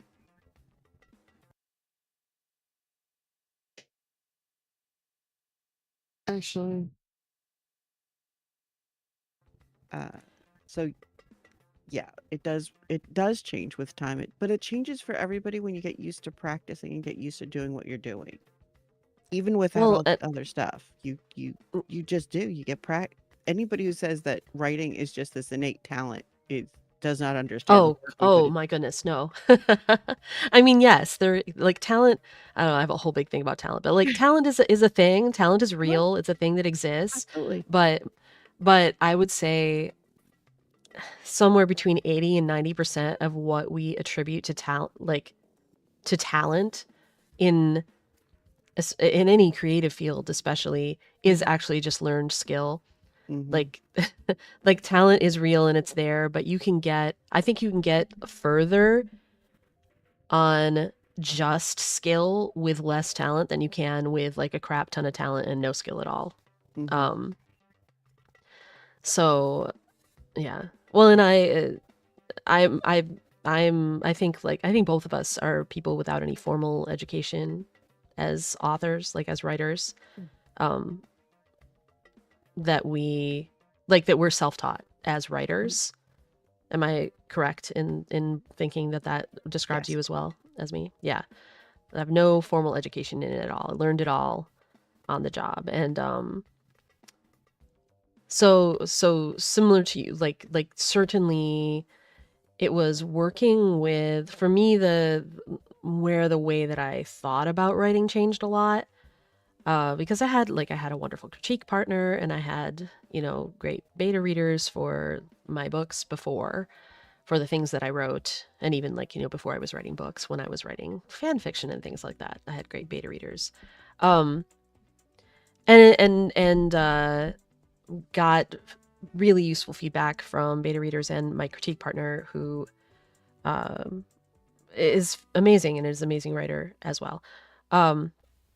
But working with, I think the thing that really changed the way that I approach thinking about my writing was going through revisions with my agent for the first time, where the types of things that we had to look at, like I find myself thinking a lot more about structure in general, about the pacing of a book, especially if I'm doing something where I have to work from an outline, which again, like isn't necessarily my favorite thing to do, but I feel is a thing I'm going to have to learn how to do going forward. I've had to outline like the second book that on the deal I got, like and if I ever want to continue writing things that aren't just a standalone, I'm going to have to do that. If I ever want to sell a book on proposal, they're going to want an outline before they offer up money for it, like that's understandable. I think that they need to know what they're getting before they buy it. That's very fair. So it's a thing that I have to learn how to do more. And definitely I've found myself when I'm looking at those things, I'm thinking about stuff like where does everything happen? What do I have to deal with pacing here? Is this part going to be too slow? Is this part going to rush too much to the end? And it's partly for my own good because it saves me time in developmental edits if I think about that stuff in advance more. If when I'm going into my own revisions, that's really a focus for me. Maybe it's not as much of a focus when I'm actually doing the writing, but when I'm doing my own revisions before I would send it to my agent or to my editor, if I'm thinking about those things, it saves me from having to wait for them to tell me about those things. And then the other thing that's changed for me a little bit, I guess, is this is something that came up like in working through the concepts for the second book that I'm on contract for now, is thinking about tone, like thinking about because I'm not like a marketing person, but it makes sense to me, the concept that if you want books in a series to have the same tone, so that the reader knows what they're getting when they go in for a second one, and so they all match in like like it feels like a coherent, cohesive universe. And so thinking about marketing is something that I never did before I sold a book.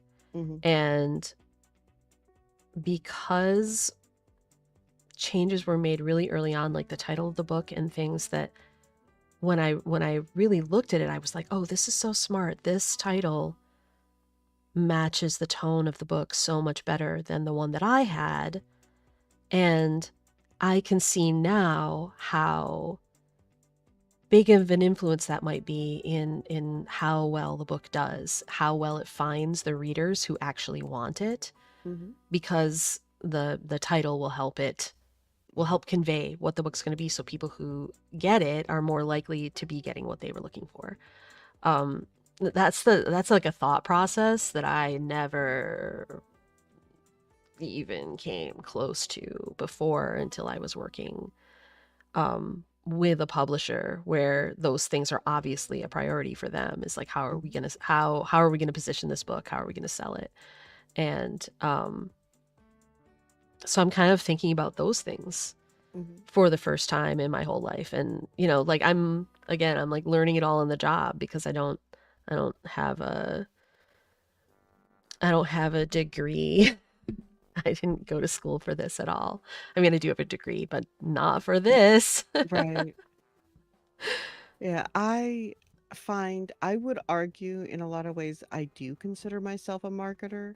Well, obviously, you have to be. You would think, but I know a lot of indies that hate marketing. They hate the concept of marketing.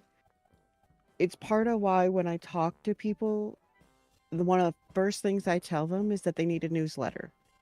Because sending an email to a friend is a whole lot easier than sending a whole lot of marketing material and scheduling social media posts and making video that you have to edit and adjusting this and changing that.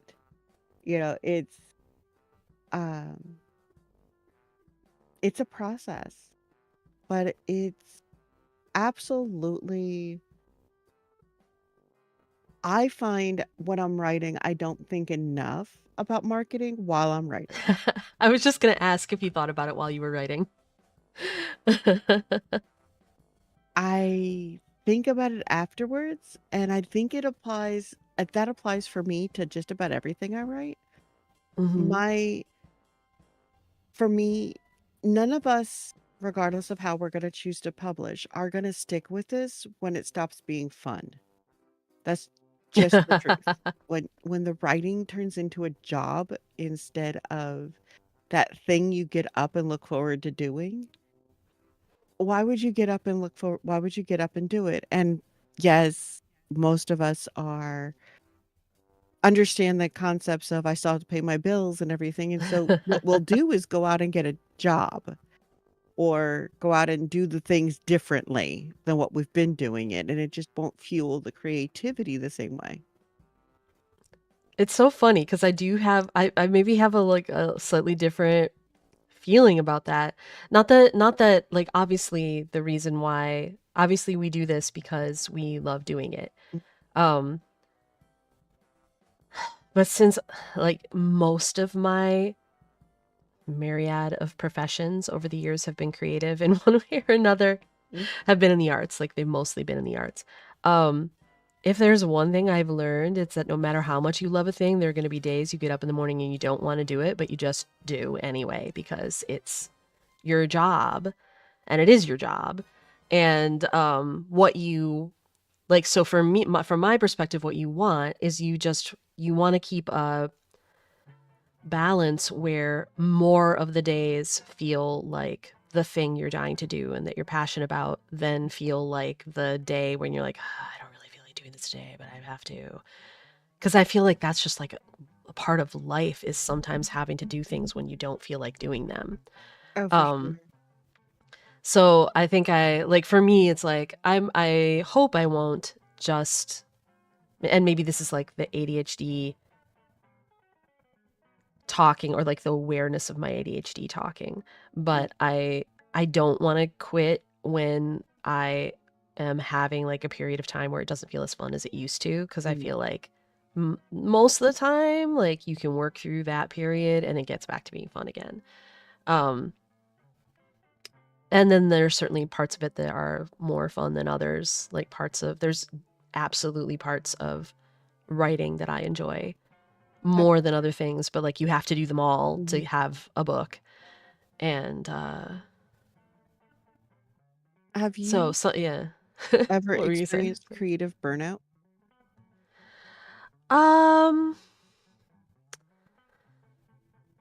I don't know if I've had full on creative burnout. I've definitely experienced burnout, but for me, most of the times when that has happened, it's been burnout on other things, on other aspects of whatever the creative thing is. Like,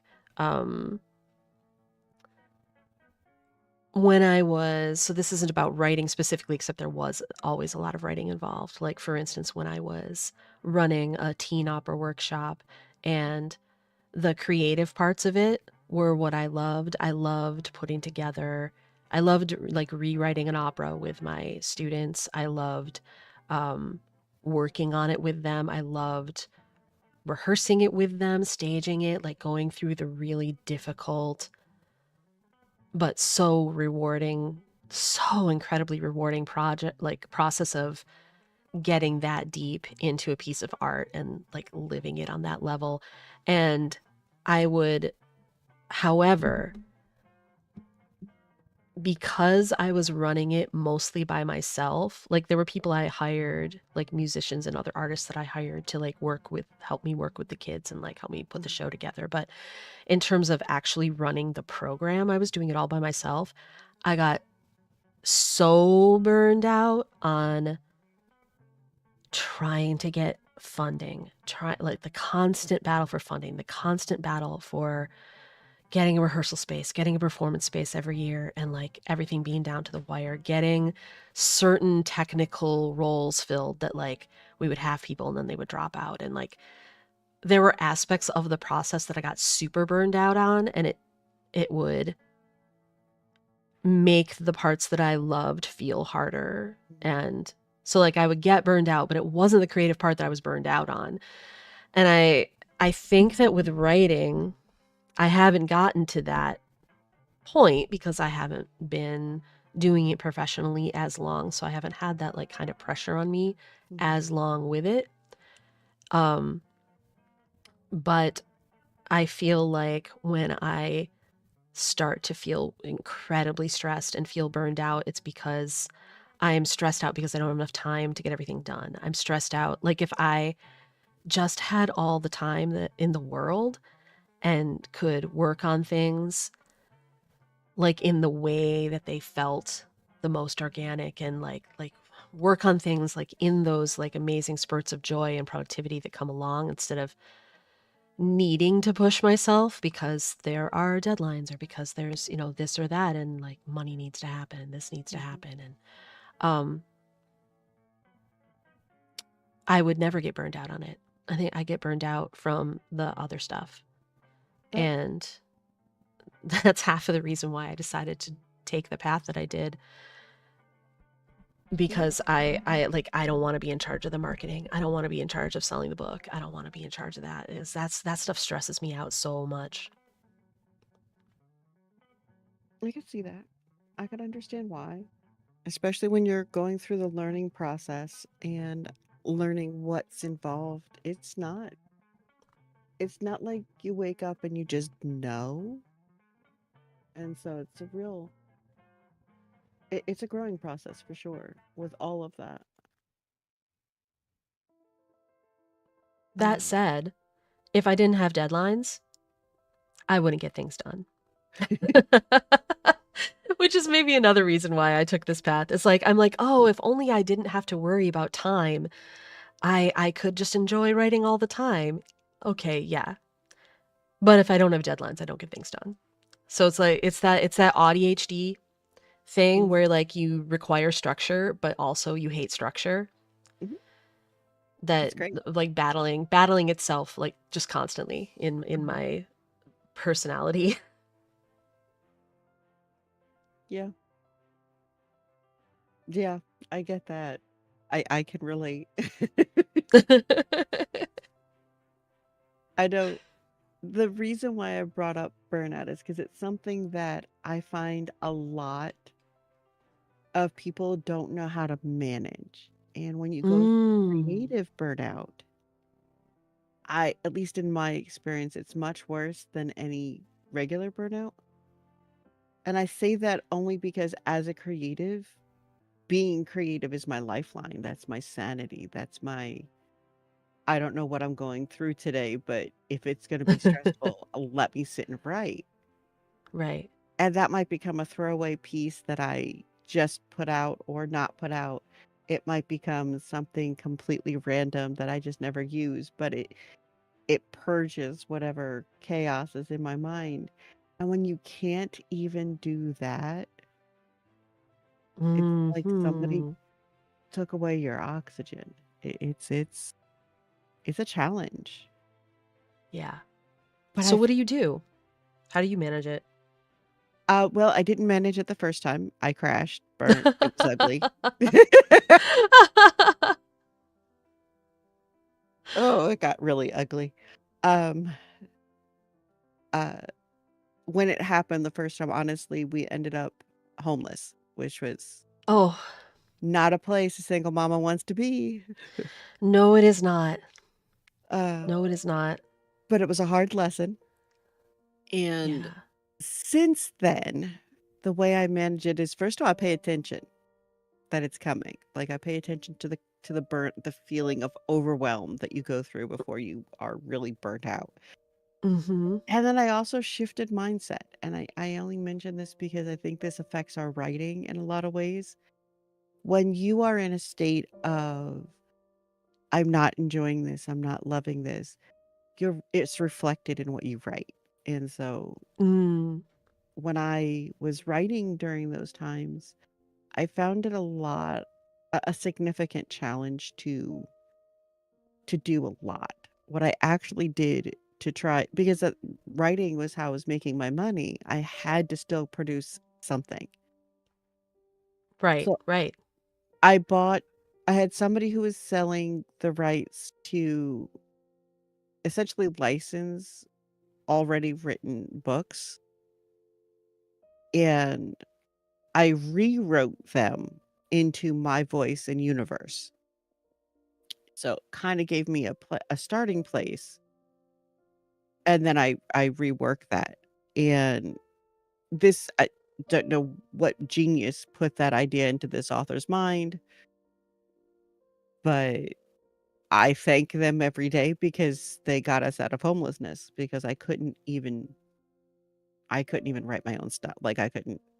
It was still mine when it was done, don't get me wrong, but it was one of the first things I put into a pen name because it wasn't mine from the start.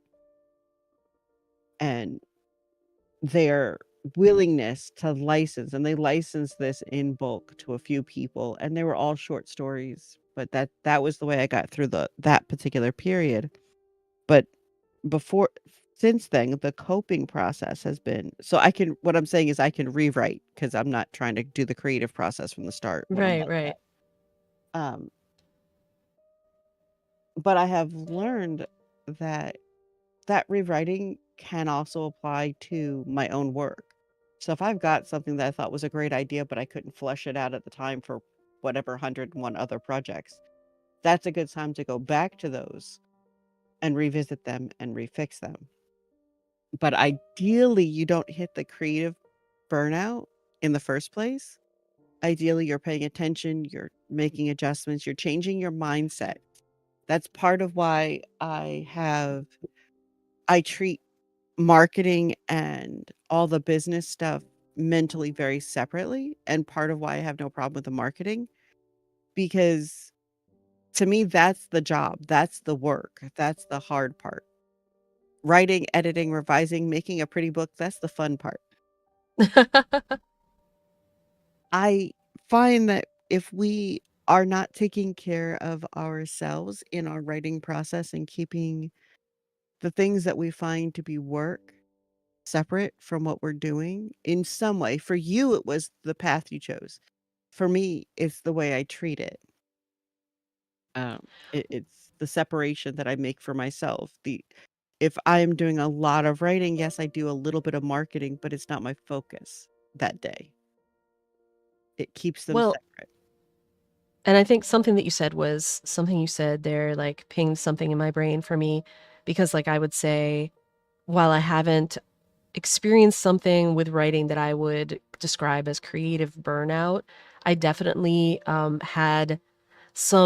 had like days and periods of time where it just really felt so much work to get words down on the page.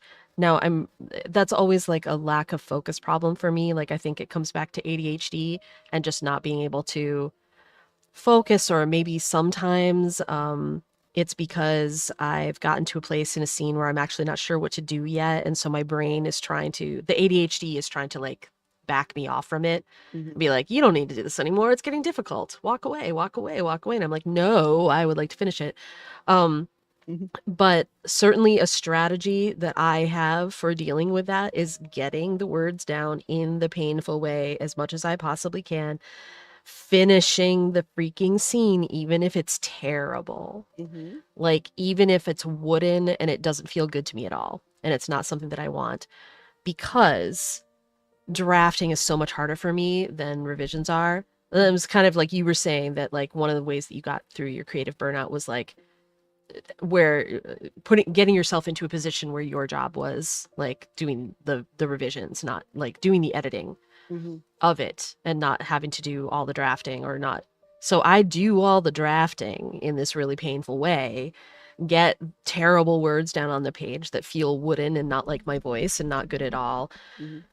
But as long as they're there, as long as there's stuff on the page, I can go back and Mhm. revise it. And there's those moments. I don't know if you have the same experience, but for me, there are these it's like a little switch where I feel, or like a place where something turns, like a little turning point in the process, where I can feel what seems like sort of wooden prose, or something that doesn't feel quite right to me, doesn't feel voicey, that when I like am like in revisions with it, and I'm starting to add the stuff that really makes it into something, it's like I feel it like start to sparkle. Like I can feel that, oh, okay, this is good now. This is juicy now. Like Mhm.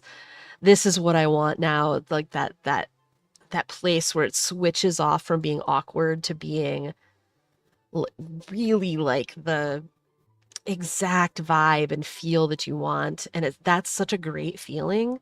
And more often than not, that happens for me in revisions rather than in my first like draft. It happens when I like go through to rewrite it all, or like revise it all. And so yeah, I guess like that's kind of my strategy for coping with when the creative juices aren't flowing, which I've never really thought about as, I don't think with me, I don't think it has been creative burnout. I think it's just been ADHD flavored writer's block, basically. um I find it funny that you will go through and write a whole scene. For me, when I get stuck like that, the way you're describing, uh I blow stuff up.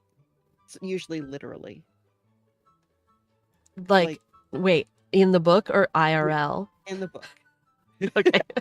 It was when you said literally, I was like, okay, not really though, right? Not No, in in the book. life, Yeah. but I will literally put some kind of an explosion or some kind of major disaster. There will be a rock slide, there will be a hull breach, there will be weapons fire, there will be an unexpected sneaky assassin. There will be like the list goes on that you just completely Uh-huh. not foreshadowed. Although ironically, I find out that I probably have foreshadowed it without realizing it, but that's a whole nother story. Uh-huh. That's amazing. I will literally I get to those scenes and I'm sitting there, I have no idea what to put on the page. I don't know what to do.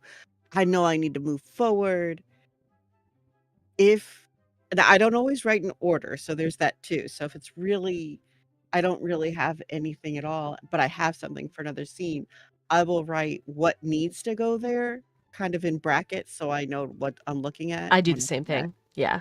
and then I go on to the next scene. But if it's really something that has to be written now, I've done all the other things, I don't know what to put here, I blow it up. I will blow up a ship, I I love will that strategy. break something. There's an aftermath for everything. Now, if I create what there's an aftermath and a reaction to okay, Jasmine. Sorry, guys, my cat's being a cat. A grumpy cat this morning. She's very cute.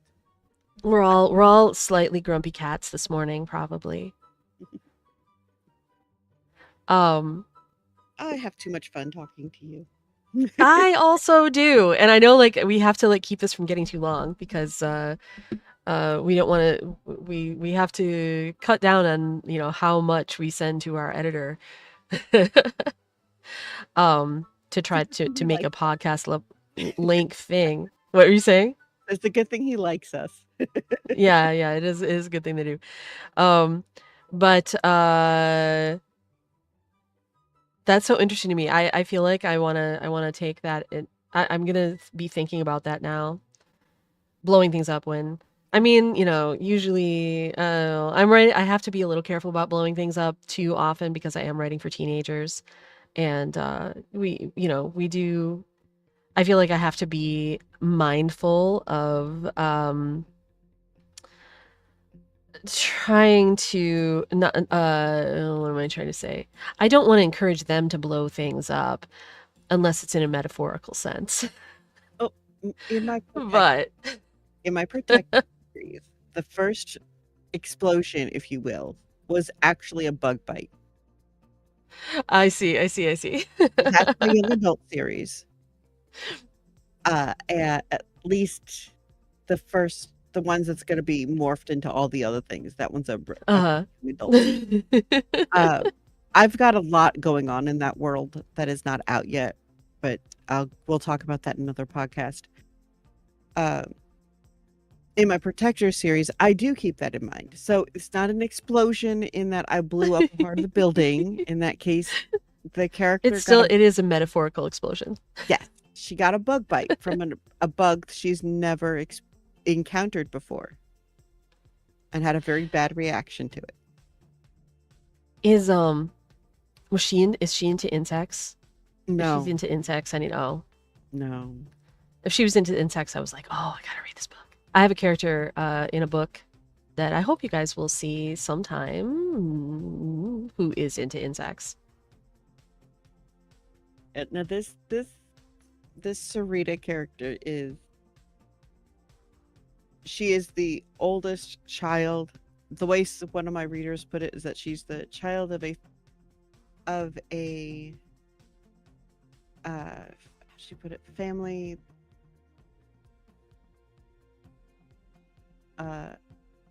immigrant family that's surviving, not thriving. Katrina has written so many books that she has to sit there and think again about like who's this character again? That's how many books she's written.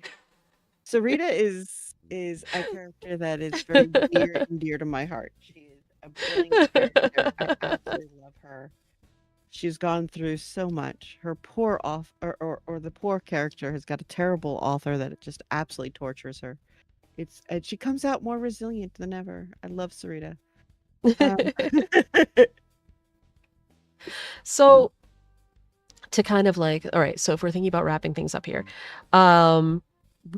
is there anything else about the drafting process that you wanted to ask about or talk about I'm in the middle of drafting 2 things right now, so it's like very much on my mind.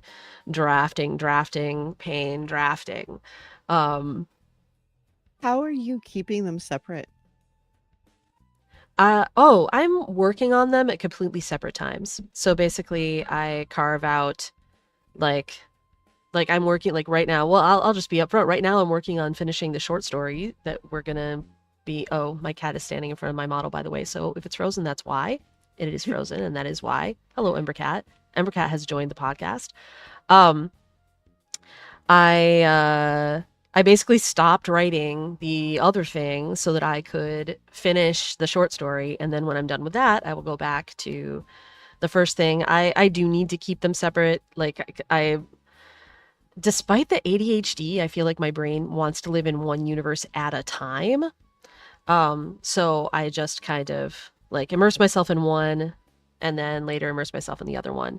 But they're both the like deadlines are looming in my mind. Like I'm even though I'm concentrating on one, the other one is still like low level simmering in the back. Mhm. And every once in a while I'll get an idea for it, like for something that I want to like change or do and write it down, like jot it down so I don't forget when I get back to that book. Mhm. But yeah, that's kind of the strategy is I work on one at a time. But and it's been like drafting is always kind of painful for me. I guess maybe that's the other reason why when we're talking about like, oh, do we work when we don't feel like it? Drafting is always hard for me. Like writing the story is always like is always kind of a struggle. Or wait, let me say, it's not like all struggle, but there's so much struggle to it. There's like frequent struggle. Oh, Ember is just, I'm really trying to like pet her away from the camera, but she just keeps wanting to go right back to the camera. I'm so sorry, guys.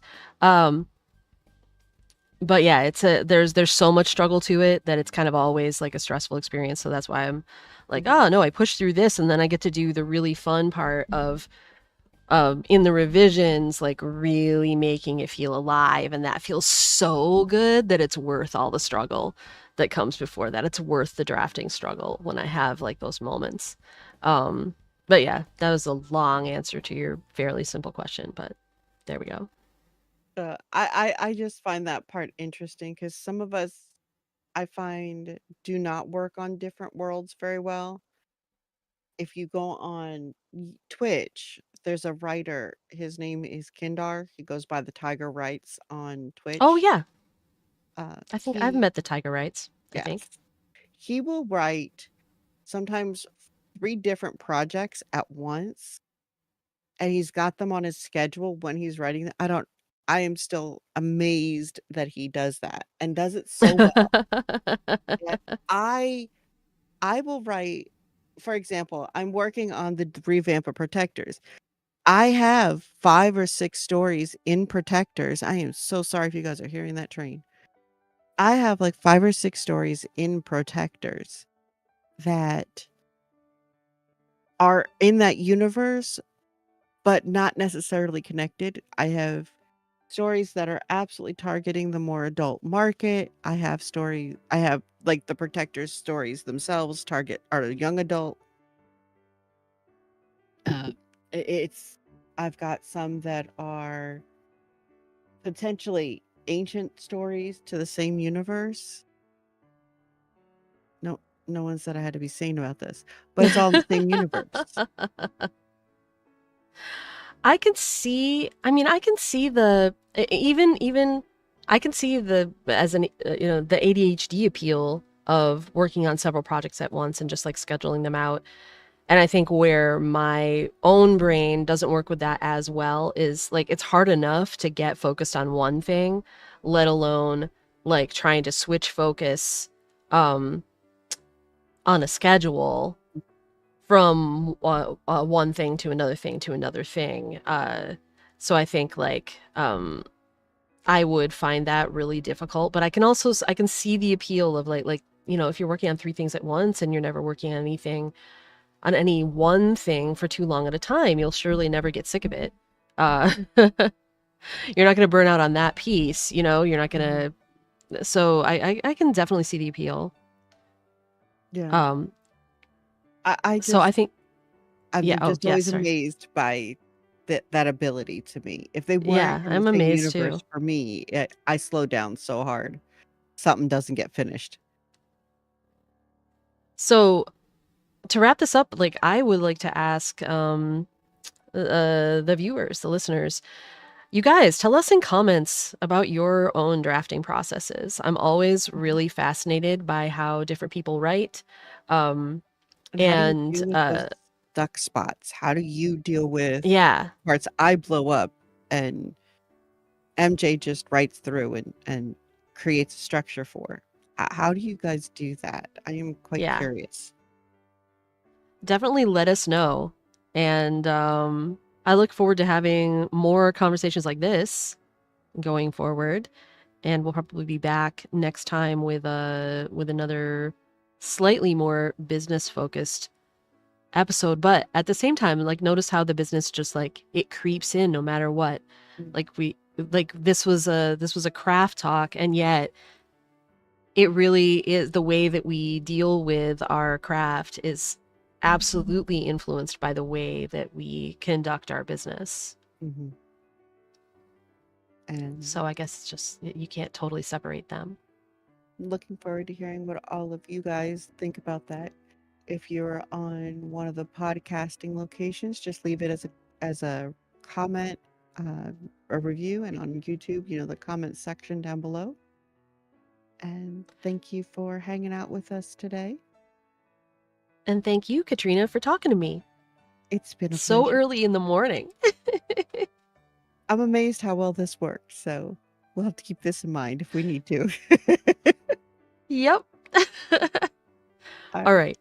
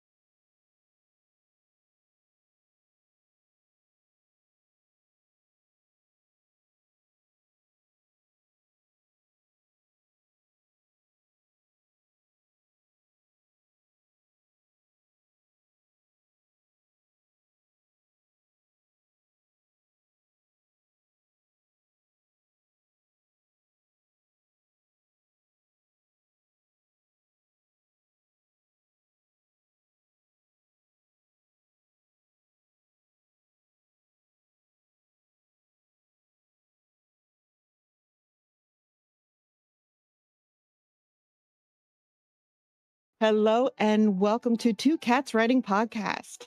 I'm your host, Katrina Taylor, and your co-host, or my co-host. I'm MJBC.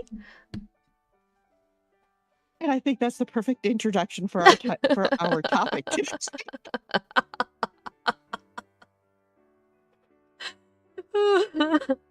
I don't know That what is- you mean, Katrina. What could you possibly mean by that? If you guys haven't noticed between our shorts and our podcast already, the two of us are definitely neurospicy. We have that ADHD thing going on for sure. We have Yeah, I have diagnosed ADHD. It's really bad. Me too. And autism tendencies and Autism. Yeah, neurospiciness. yeah, I'm quite certain that I am ADHD. I haven't been evaluated formally for autism, but the only reason is that I am not actually seeking treatment for autism, so I Mhm. haven't felt like it was going to necessarily at my stage in life be particularly useful to me necessarily to have the diagnosis.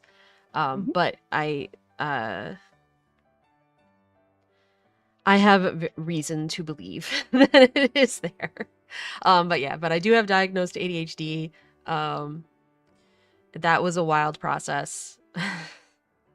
Right? And I do have treatment for ADHD. I am only able to do this now for a living because I have treatment for ADHD, because I am medicated for ADHD, and that has changed my life in a lot of ways. But And I can testify to the same, exactly the same reasoning for why I haven't gone and done the autism verification. However, I've done a few of the online assessments and I have a lot of good reasons to think I fit. My entire life, like every I just look back at things and I say, oh, that makes sense now. Right? That Or the light. really weird thing about me that I never understood now suddenly makes sense. So yeah. And I mean, it was the same way with ADHD, but was like blowing wide open my whole life and history. Like, I have lived an ADHD life. I've changed careers multiple times. My entire history is made out of ADHD. What did I do? You went gung-ho every single time. Oh my god, all in.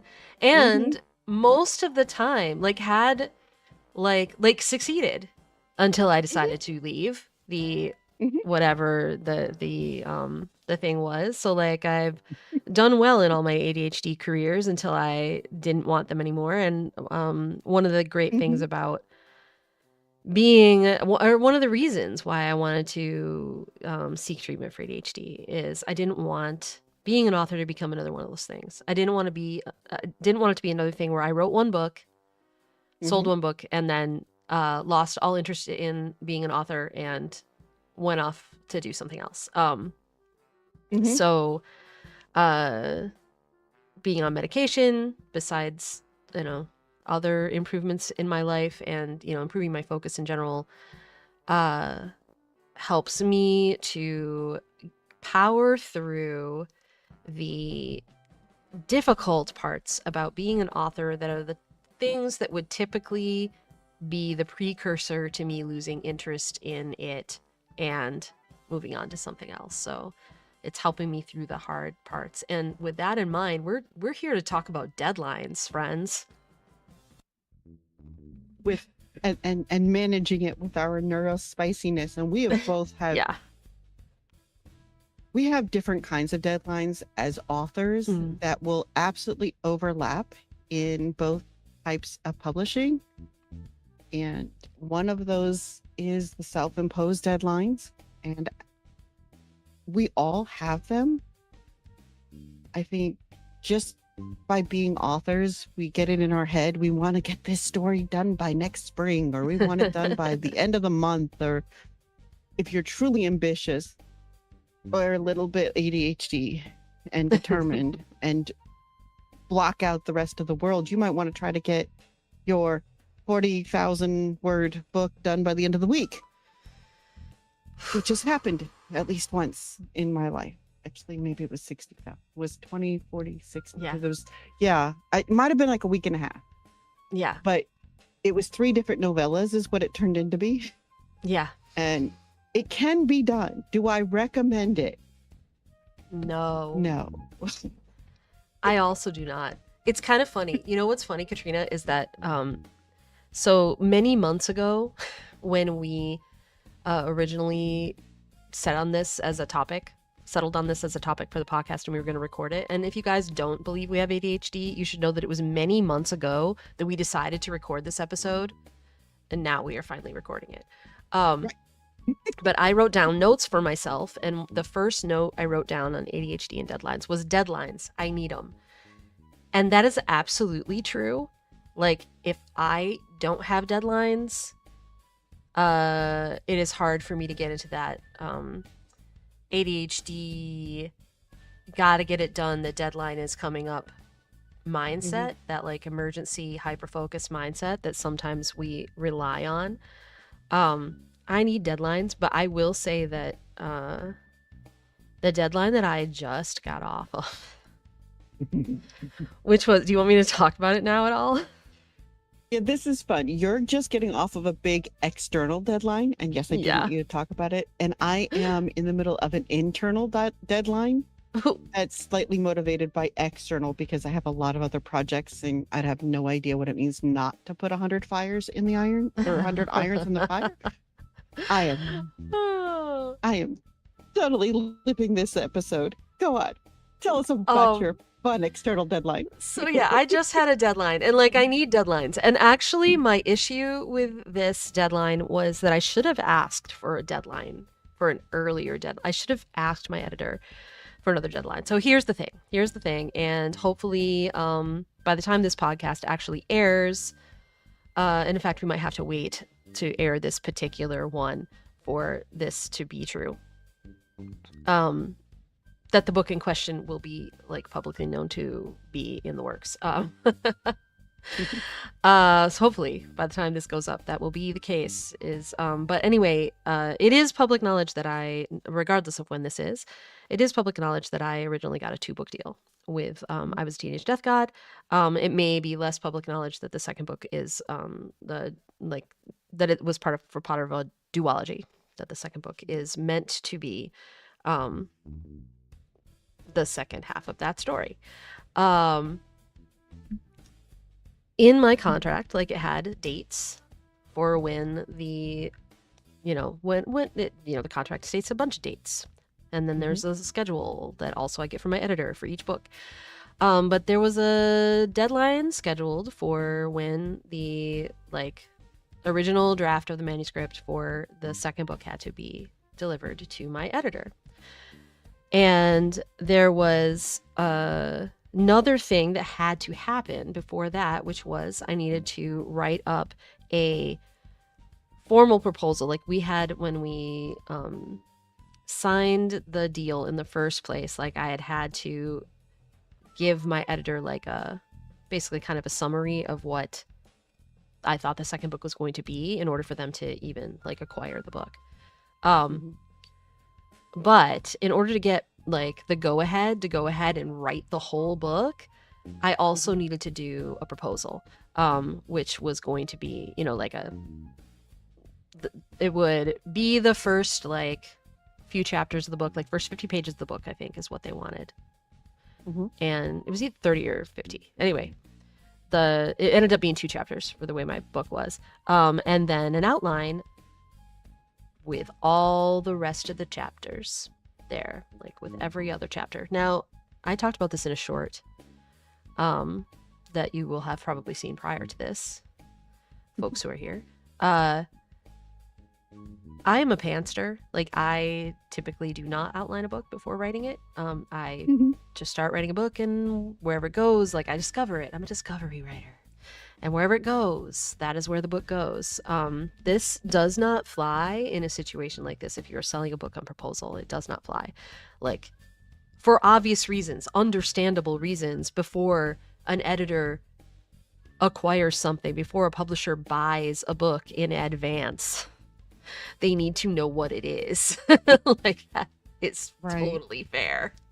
They need to know really what the book is, how it goes, if it's something they actually are going to like and want to work on and think they can sell. So, like, my editor needs to know what's going to happen in this book, what the sequence of events are, how it's going to end. Like, my editor needs to know those things, and it is very understandable. So where I think I messed up was I needed to add, there wasn't a deadline for the proposal in my contract or in the schedule. That was left to me to just like do at some point but there was this hard like deadline for the manuscript getting turned in. So Mhm. I think I should have asked my editor for a deadline for the proposal, because what happened was I'm a pantser, I'm bad at writing outlines, blah, blah, blah. So I procrastinated on it because it was hard. Mhm. I procrastinated on it because I have ADHD. That is what we Mhm. do. We're good at it. When we don't want to do it, we don't do it. we have a really hard time. It is difficult to occasionally to the point of impossible to do a thing that we are not interested in doing. And I was not interested in writing that outline because I am bad at outlines and it's hard. Mhm. And I think that the truth is I needed an external deadline set for me that I would feel utter humiliation about not actually making, like, because Mhm. my internal deadlines were not working. My internal, like, I want to have it done by this and this, that wasn't enough. That wasn't enough to push Mhm. past the reluctance to do the thing. And I needed Mhm. to have that external deadline where if I didn't make the deadline, like, I was gonna, lose face or like mess up my very first publishing contract. Because what Mhm. happened was I did not get that proposal in until, I want to say it was August or something. Ooh. And late August, maybe even September 1st, might have even been early September.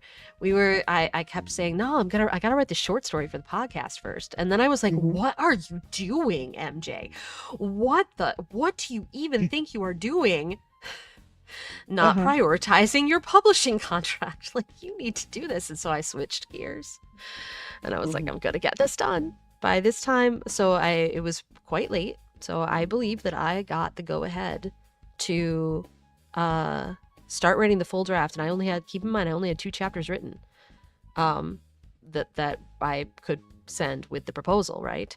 Mhm. I only had the 2 chapters. I had to write the whole rest of the book by the end of the year.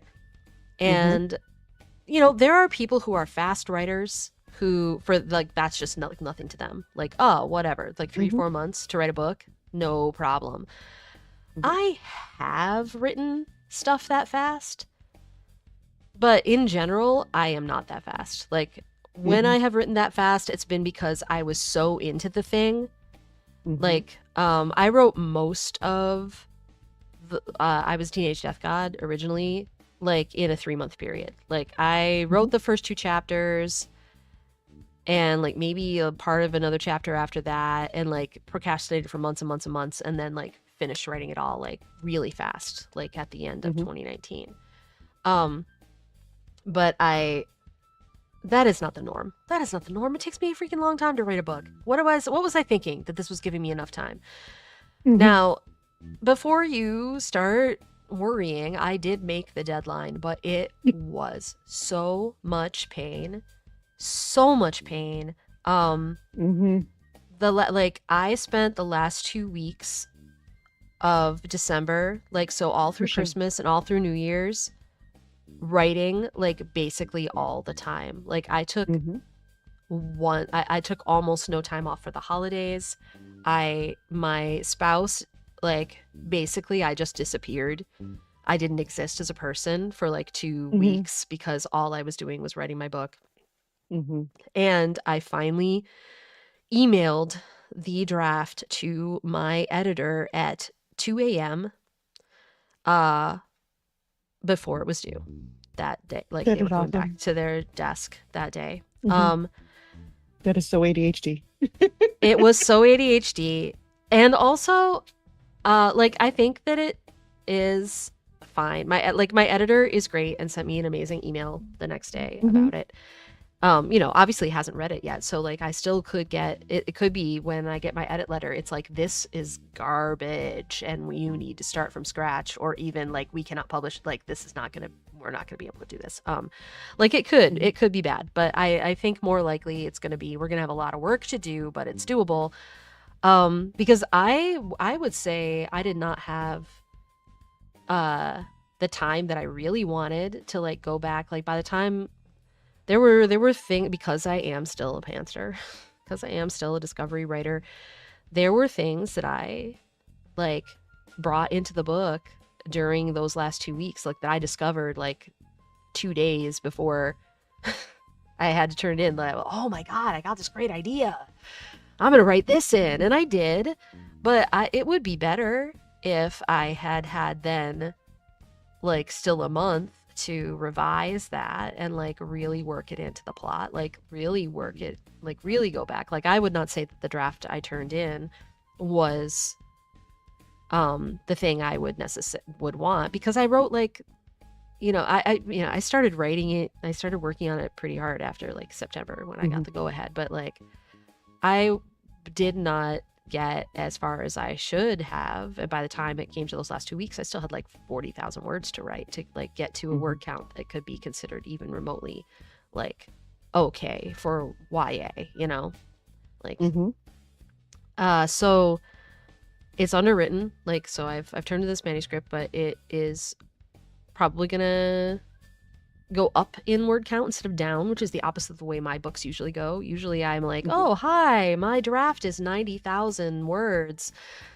I can't sell that in YA. I have to cut out 10,000 words. Like Yeah. usually it's that. And now I'm more like, oh, wow, this is probably short, like 10,000, 15,000 words like that. And we're going to be adding those later in developmental edits, and it's going to be like a heavy edit. Mhm.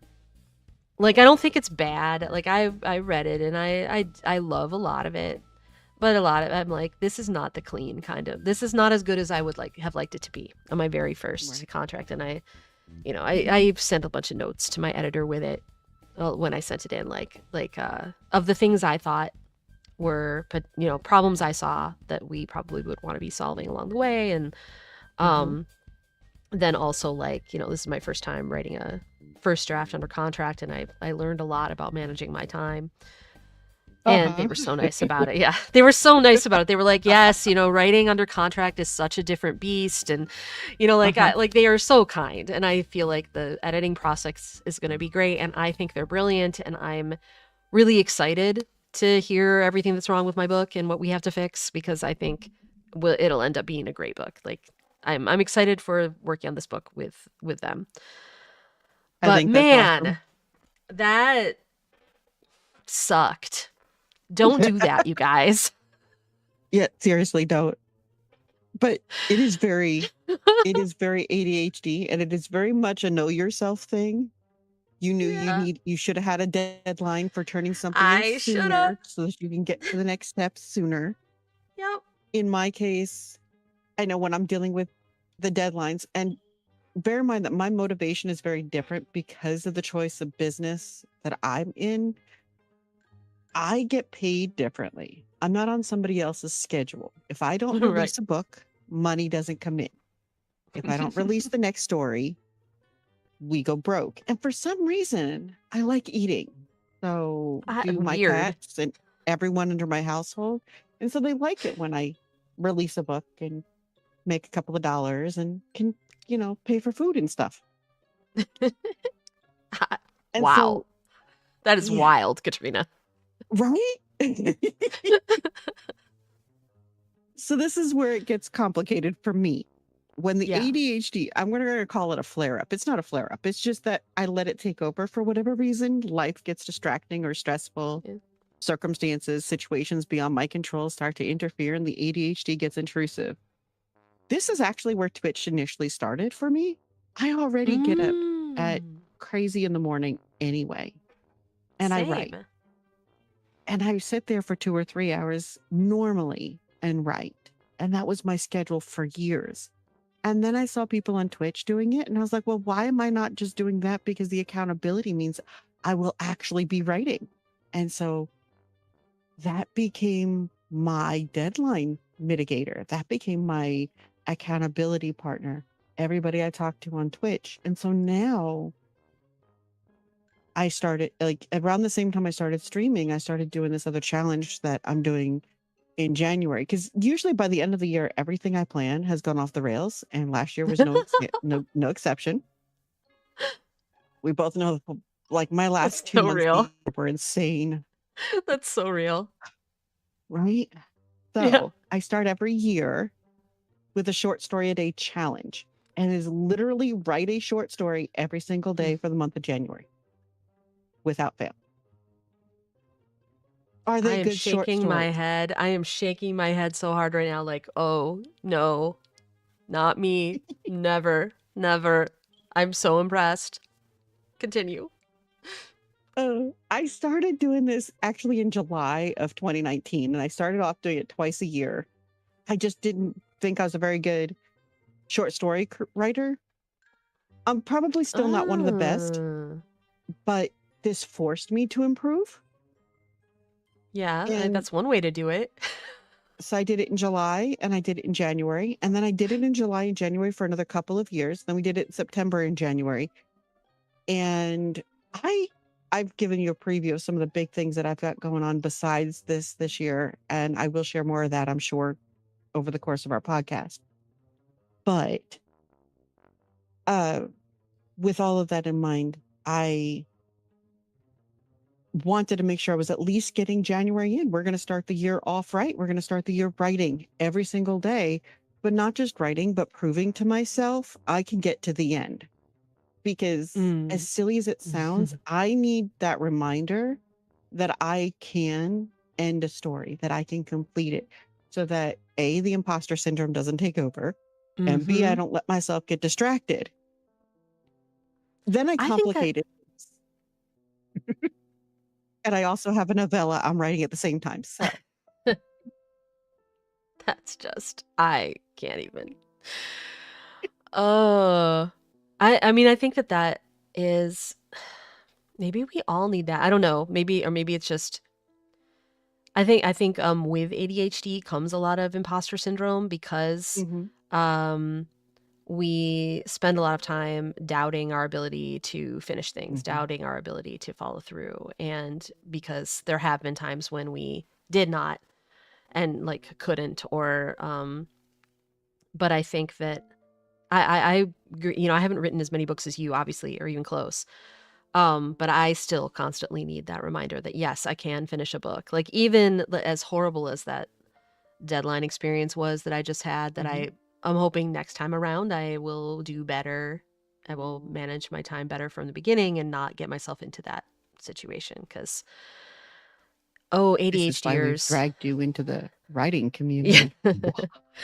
I tell you, the eternal pain is you cannot write a whole book in the last half hour before it's due. Unlike everything we did Please in don't do that, school, guys.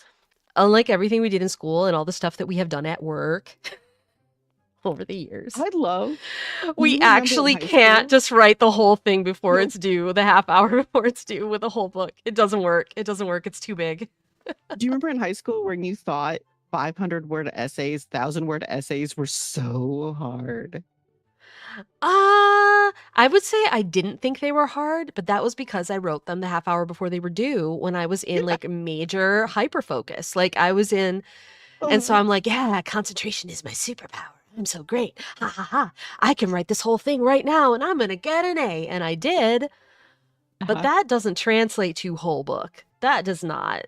Mm-mm. I remember sitting in a classroom with people like you'd hear this minute the teacher says, "Oh, you've got 1,000 words to write or 500 words to write," which, by the way, translates into 1 page, 2 pages, in case Yeah. anybody wants page numbers. And I would listen to the whole room groan, and I kept very quietly not really trying to respond because in my head, like you, it really wasn't hard. It No really big wasn't. deal, man. And I hear everybody else complain, "I don't want to do it. It's just so much." It's like, no, really. If you were paying attention in class, whatever it was you were supposed to write about has probably already been discussed. And you don't have to draw from everything and you don't have to invent anything. Just put it on paper. I mean, also like, you guys have been listening to this podcast. I can say 1,000 words in like 15 Uh-huh. minutes, like no problem. Exactly. And you can dictate your article. By the way, if anybody who's still in school wants a quick shortcut, use voice typing, dictate your article, and edit it. 15 minutes, Whole- you can have the whole thing written. You just need to structure it. Yeah. It's yeah. beautiful. Whole book is different because there are so many moving parts and Mhm. it's such a sustained project, which is difficult with ADHD to begin with, like like something maintaining something that long. And I think you're right. And you know what you said before, and then I just kind of went on with something else, but like you said, that's why we dragged you into the Write community, Mhm. or into the writing community. Yes. And actually, whereas, like I certainly wrote my first 2 books before I ever joined Twitch. The process with this and how difficult this for me, I think the accountability of streaming my way through a lot of it actually really helped, like doing the writing sprints. This is maybe a good time to say, hey, authors who are listening to this podcast, Katrina and I both do writing sprints on Twitch from time to time. Like we don't necessarily, that's not all we do. But we both do that sometimes. And if you want to come over and like everybody is welcome to join in. And I have absolutely found that kind of accountability is really helpful, especially if you're an early morning person. Because like I have a critique partner that we used to do writing sprints together sometimes, but they are on the other side of the country and not a morning person. So our schedules are so not compatible for stuff like that, for like doing things like writing sprints. We are not writing at the same time. But finding an early morning crowd is amazing. Exactly. An international crowd. Like it's night for half those people. I have been doing this now. I am in year 6 of live streaming on Twitch and writing on Twitch. And the people that I have met, those who don't stream but do write, absolutely love being able to get up and chat about the writing and chat about the productivity. And by the way, I want to do this with my newsletter, or I want to do that with my query. And they like having a place where people can talk about it. Yeah. And we talk about the good experiences, we talk about the bad experiences, and we write and we share with each other what we're celebrating. It might be that we have gotten 200 words in the last 3 hours because, wow, did that story not want to move? Yep. Actually, 200 words in 3 hours is not that bad for me. I'm sorry to say. It's kind of bad, but it's not that bad. No, when I have a story that I really am into, that's a really bad number for me. But if I'm sitting here like, okay, I have to finish this because this is the next step and the thing I need to get to the last thing that I want to do, then yeah, it might be 200 words for the whole day. And this being someone who's going to be writing on and off all day long, and I'm going to bed really grumpy. I only got 200 words in. But don't do that to yourself, because you deserve better. You got 200 more. If that happens to you, you got 200 more words than where you started. Take those 200 words. That 200 words is so worthwhile. Mhm. because we all have our days when it's just not coming, and especially like I'm talking to our ADHD brethren out there. Mhm. Like there are just gonna be days when it is so hard to get into it, so hard to get into the Mhm. story, so hard to get into what you're writing. That is one of the difficulties. Like Katrina was just saying, like when she's really into a story, it's just like flying on the page, you know? I think again, like one of the things that was a challenge for me with this book and this deadline that I had was because I'd had to outline the whole thing. And, you know, Mhm. my medication absolutely helps me with this. It helps me push through with this. But when I outline a book, my ADHD says, oh, that's done now. That Mhm. book's done. You wrote that. We're not interested in that anymore because Mhm. that's done. So getting your brain it was really a challenge to keep myself engaged in that story. Mhm. And that's going to continue to be a challenge even with medication. It's still a challenge. The meds help so much. Like I cannot. Mhm. They really do. Oh my god, do they help? And But they no, don't not fix they everybody. don't just like cure your ADHD. They just make it Right. easier to push through the things that are going to Mhm. always be difficult. To And yeah. not everybody needs medicine, but for those of us who do, Yeah, it's no. like night and day. Right. It No, really it's is. life changing. Being able to Right. do that thing that you didn't want to do, Yep. even if it's still like really hard to do, that's better than Mhm. impossible to do, which is how it was sometimes before. And that's Exactly. what, you know, leads to like quitting a project and like not finishing it. So, um, And it's so much easier to keep all the things. Okay, I'll give you guys a great example, at least for me. At my last 2 months of last year, what really threw me off the rails was the decision. First of all, in case we're discussing ADHD, my sister, by the way, also has it. One of my mm, sisters. I have a big family. it's genetic. But my sister says, she says, you could just move in. And a breath later, I said, you know what? It's not a bad idea. Let's do that. And then it took us 2 months to move. And in those 2 Yeah. months, I had no room in my ADHD, autism, brain, whatever, to add other stuff to my plate. And I kept trying to because I had so many people that I absolutely adore. I wanted to help. And I had to remind myself. And then I didn't remind myself effectively. And, Mm. I spent, which just made what was already a challenge harder. Add to that, the pharmacy had some massive communication issues, and I didn't have my medicine for Oh most my of it. god. So I That's a was, nightmare. That's an actual nightmare. it is, it, and in a way that I didn't understand it would be, Mm-hmm. because I went most of my life without help. Right. No, I went same.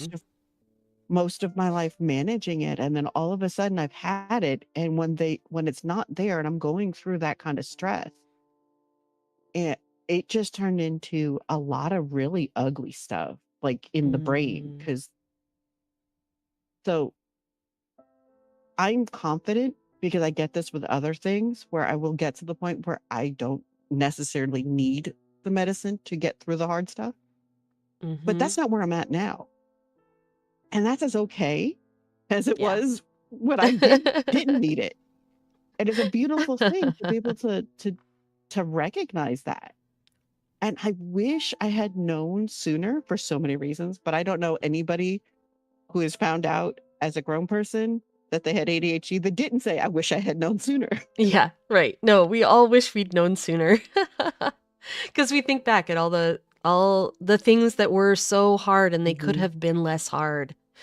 Like they Mhm. really could have been less hard.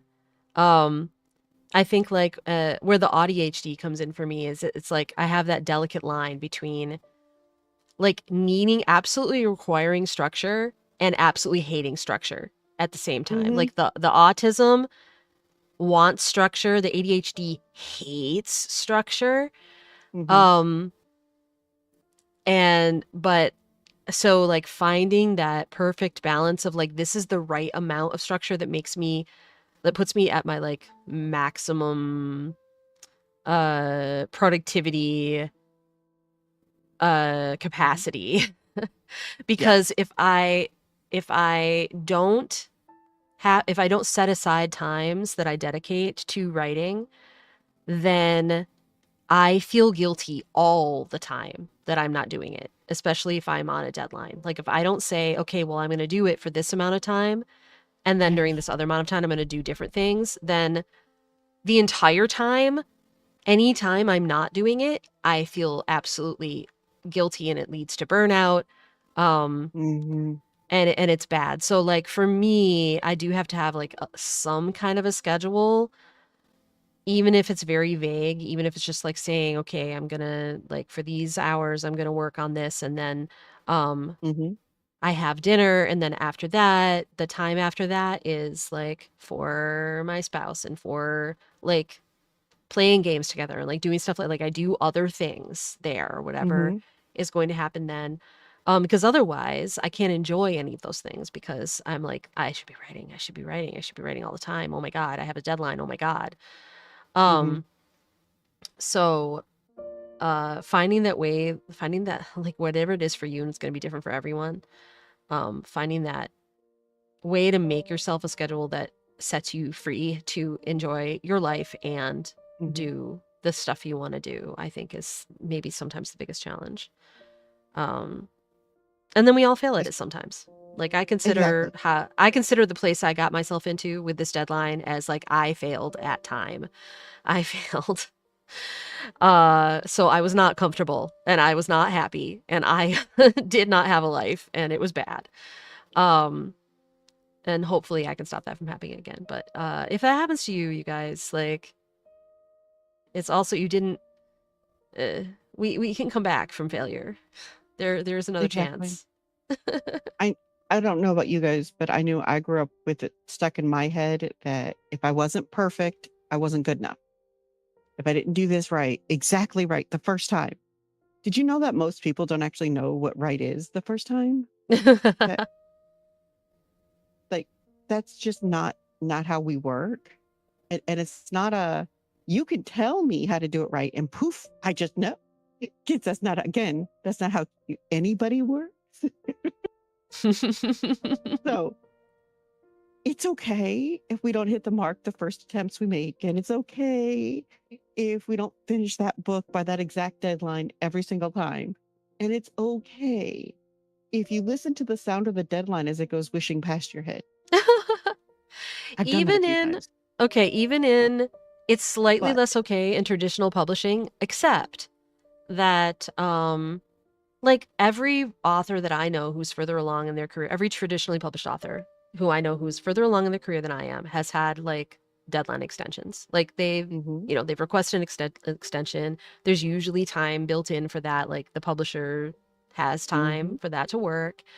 Um, I didn't want to do that for this because I wanted to build trust with mm, my publisher. I wanted to be a person who was always either ahead of schedule or on schedule so that when that time comes that I need to ask for an extension, that it would be like, oh, yes, of course. Like MJ is always so reliable. Like, of course, we can give them an extension this time. Like, that is no big deal. Instead of like, oh, not again. mhm, I don't know if we want to buy another book by MJ because we always have to go through this and it's always late. Like I wanted to start out with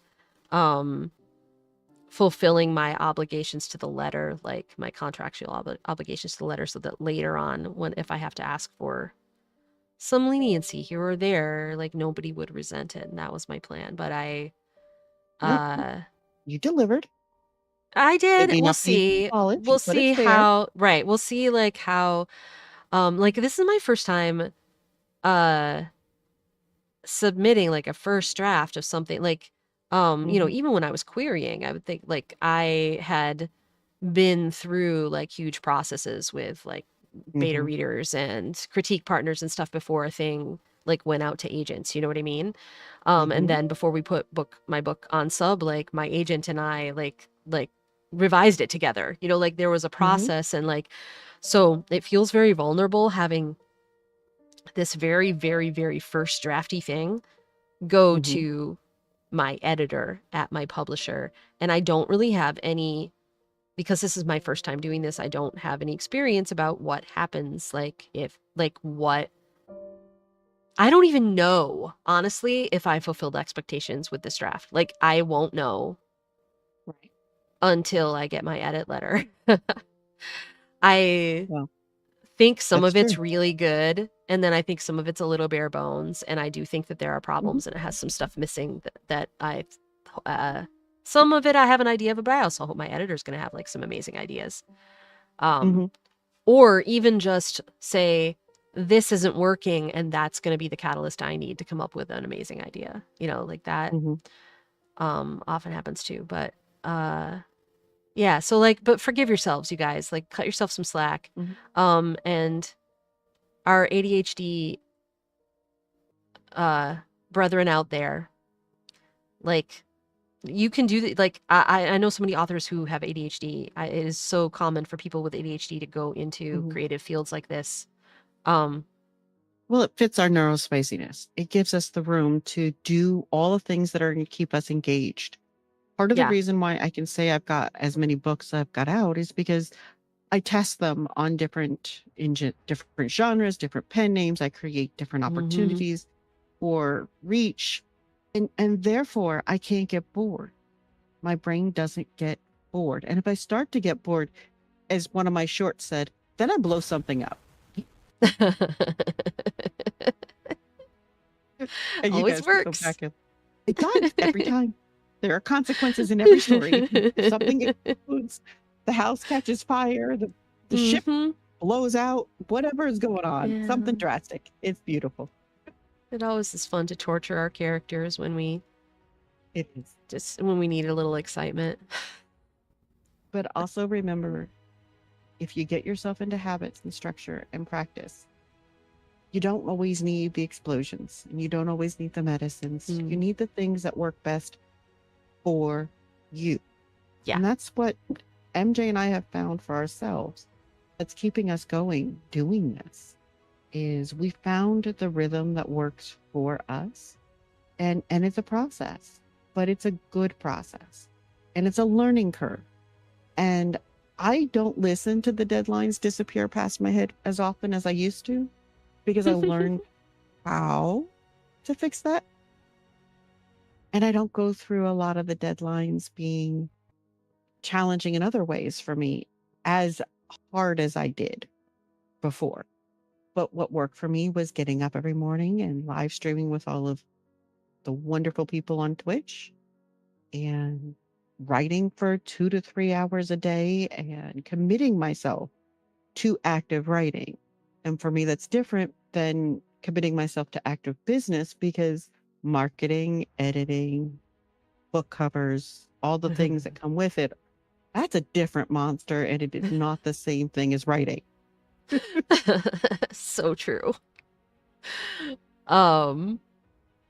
Yeah. Yeah, I feel like I had something to say in there and now it's gone.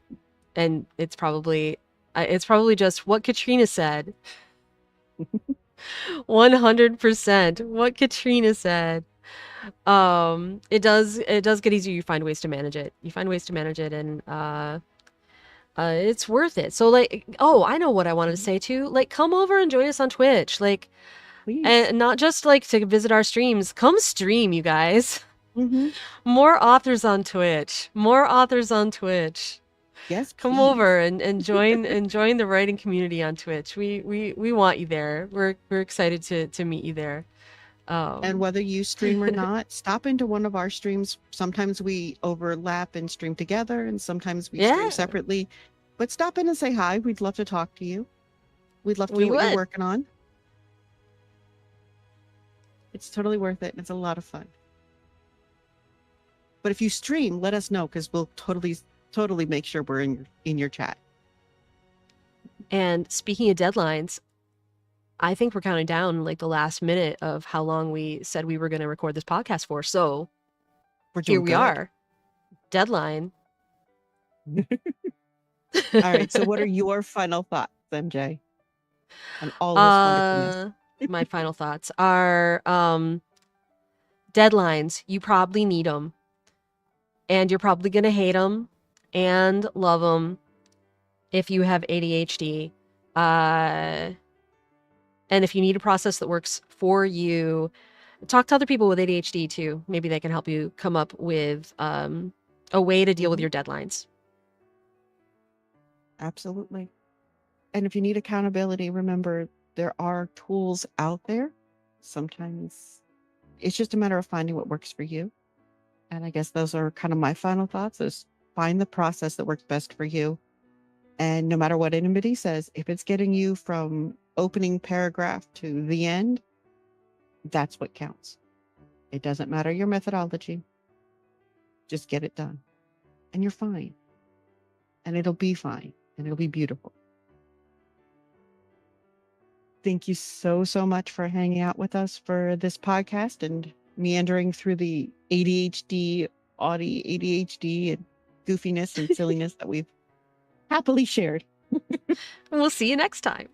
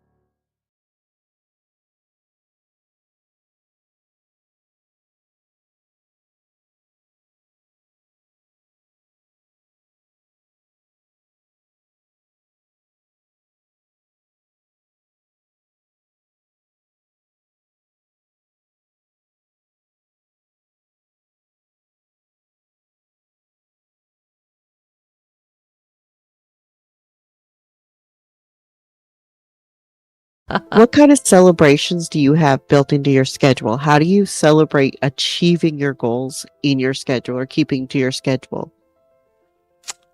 Oh. Huh. That's not really a thing I do. Haha. Maybe I'm missing an important thing, an important element. We're learning here right on the podcast, you guys.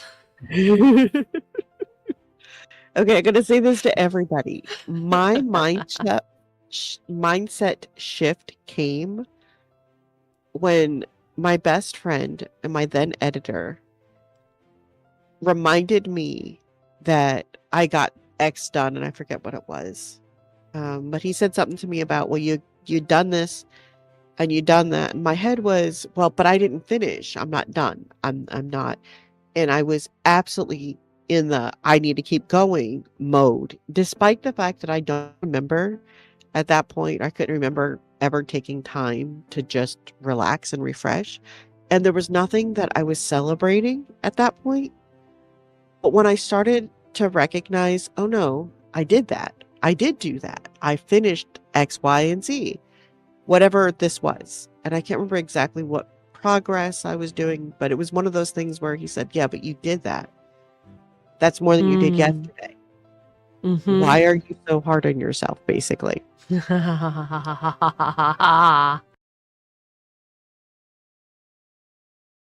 the book by mail is mine. That is a project I'm using to help fund everything. And it is literally going to be when people get signed up and subscribed, they'll get 2 chapters a month or 2 portions of the story mailed to them in the mailbox every month. But it comes with like a little subscription box. So you get little stickers, you get little trinkets. When we get the 3D printer running, you'll get little pieces of just unexpected stuff, like a little subscription box, but it'll be related to the story that we're sharing. And it'll be delivered by mail right now to my friends in the United States and in Canada. It goes out every 2 weeks once we have everything finalized, which should be before this month is out, because I've already got the first 3 chapters are done. At the end of a year, you'll get a copy of an ebook of everything that has already been delivered by mail. without all the goodies and stuff because you've gotten the goodies already. And then when we get it into print, the first people who get option for print will be the people who are subscribed. It's just another way of being able to do something that's different and nice and unique. So when people are signed up for it, they're getting a goodie box basically in the mail, a letter from me every 2 weeks, a portion of the story, and perhaps it'll be a piece of art or it'll be a printed piece of something. It'll be fun. It's stickers, custom for the project, that kind of thing.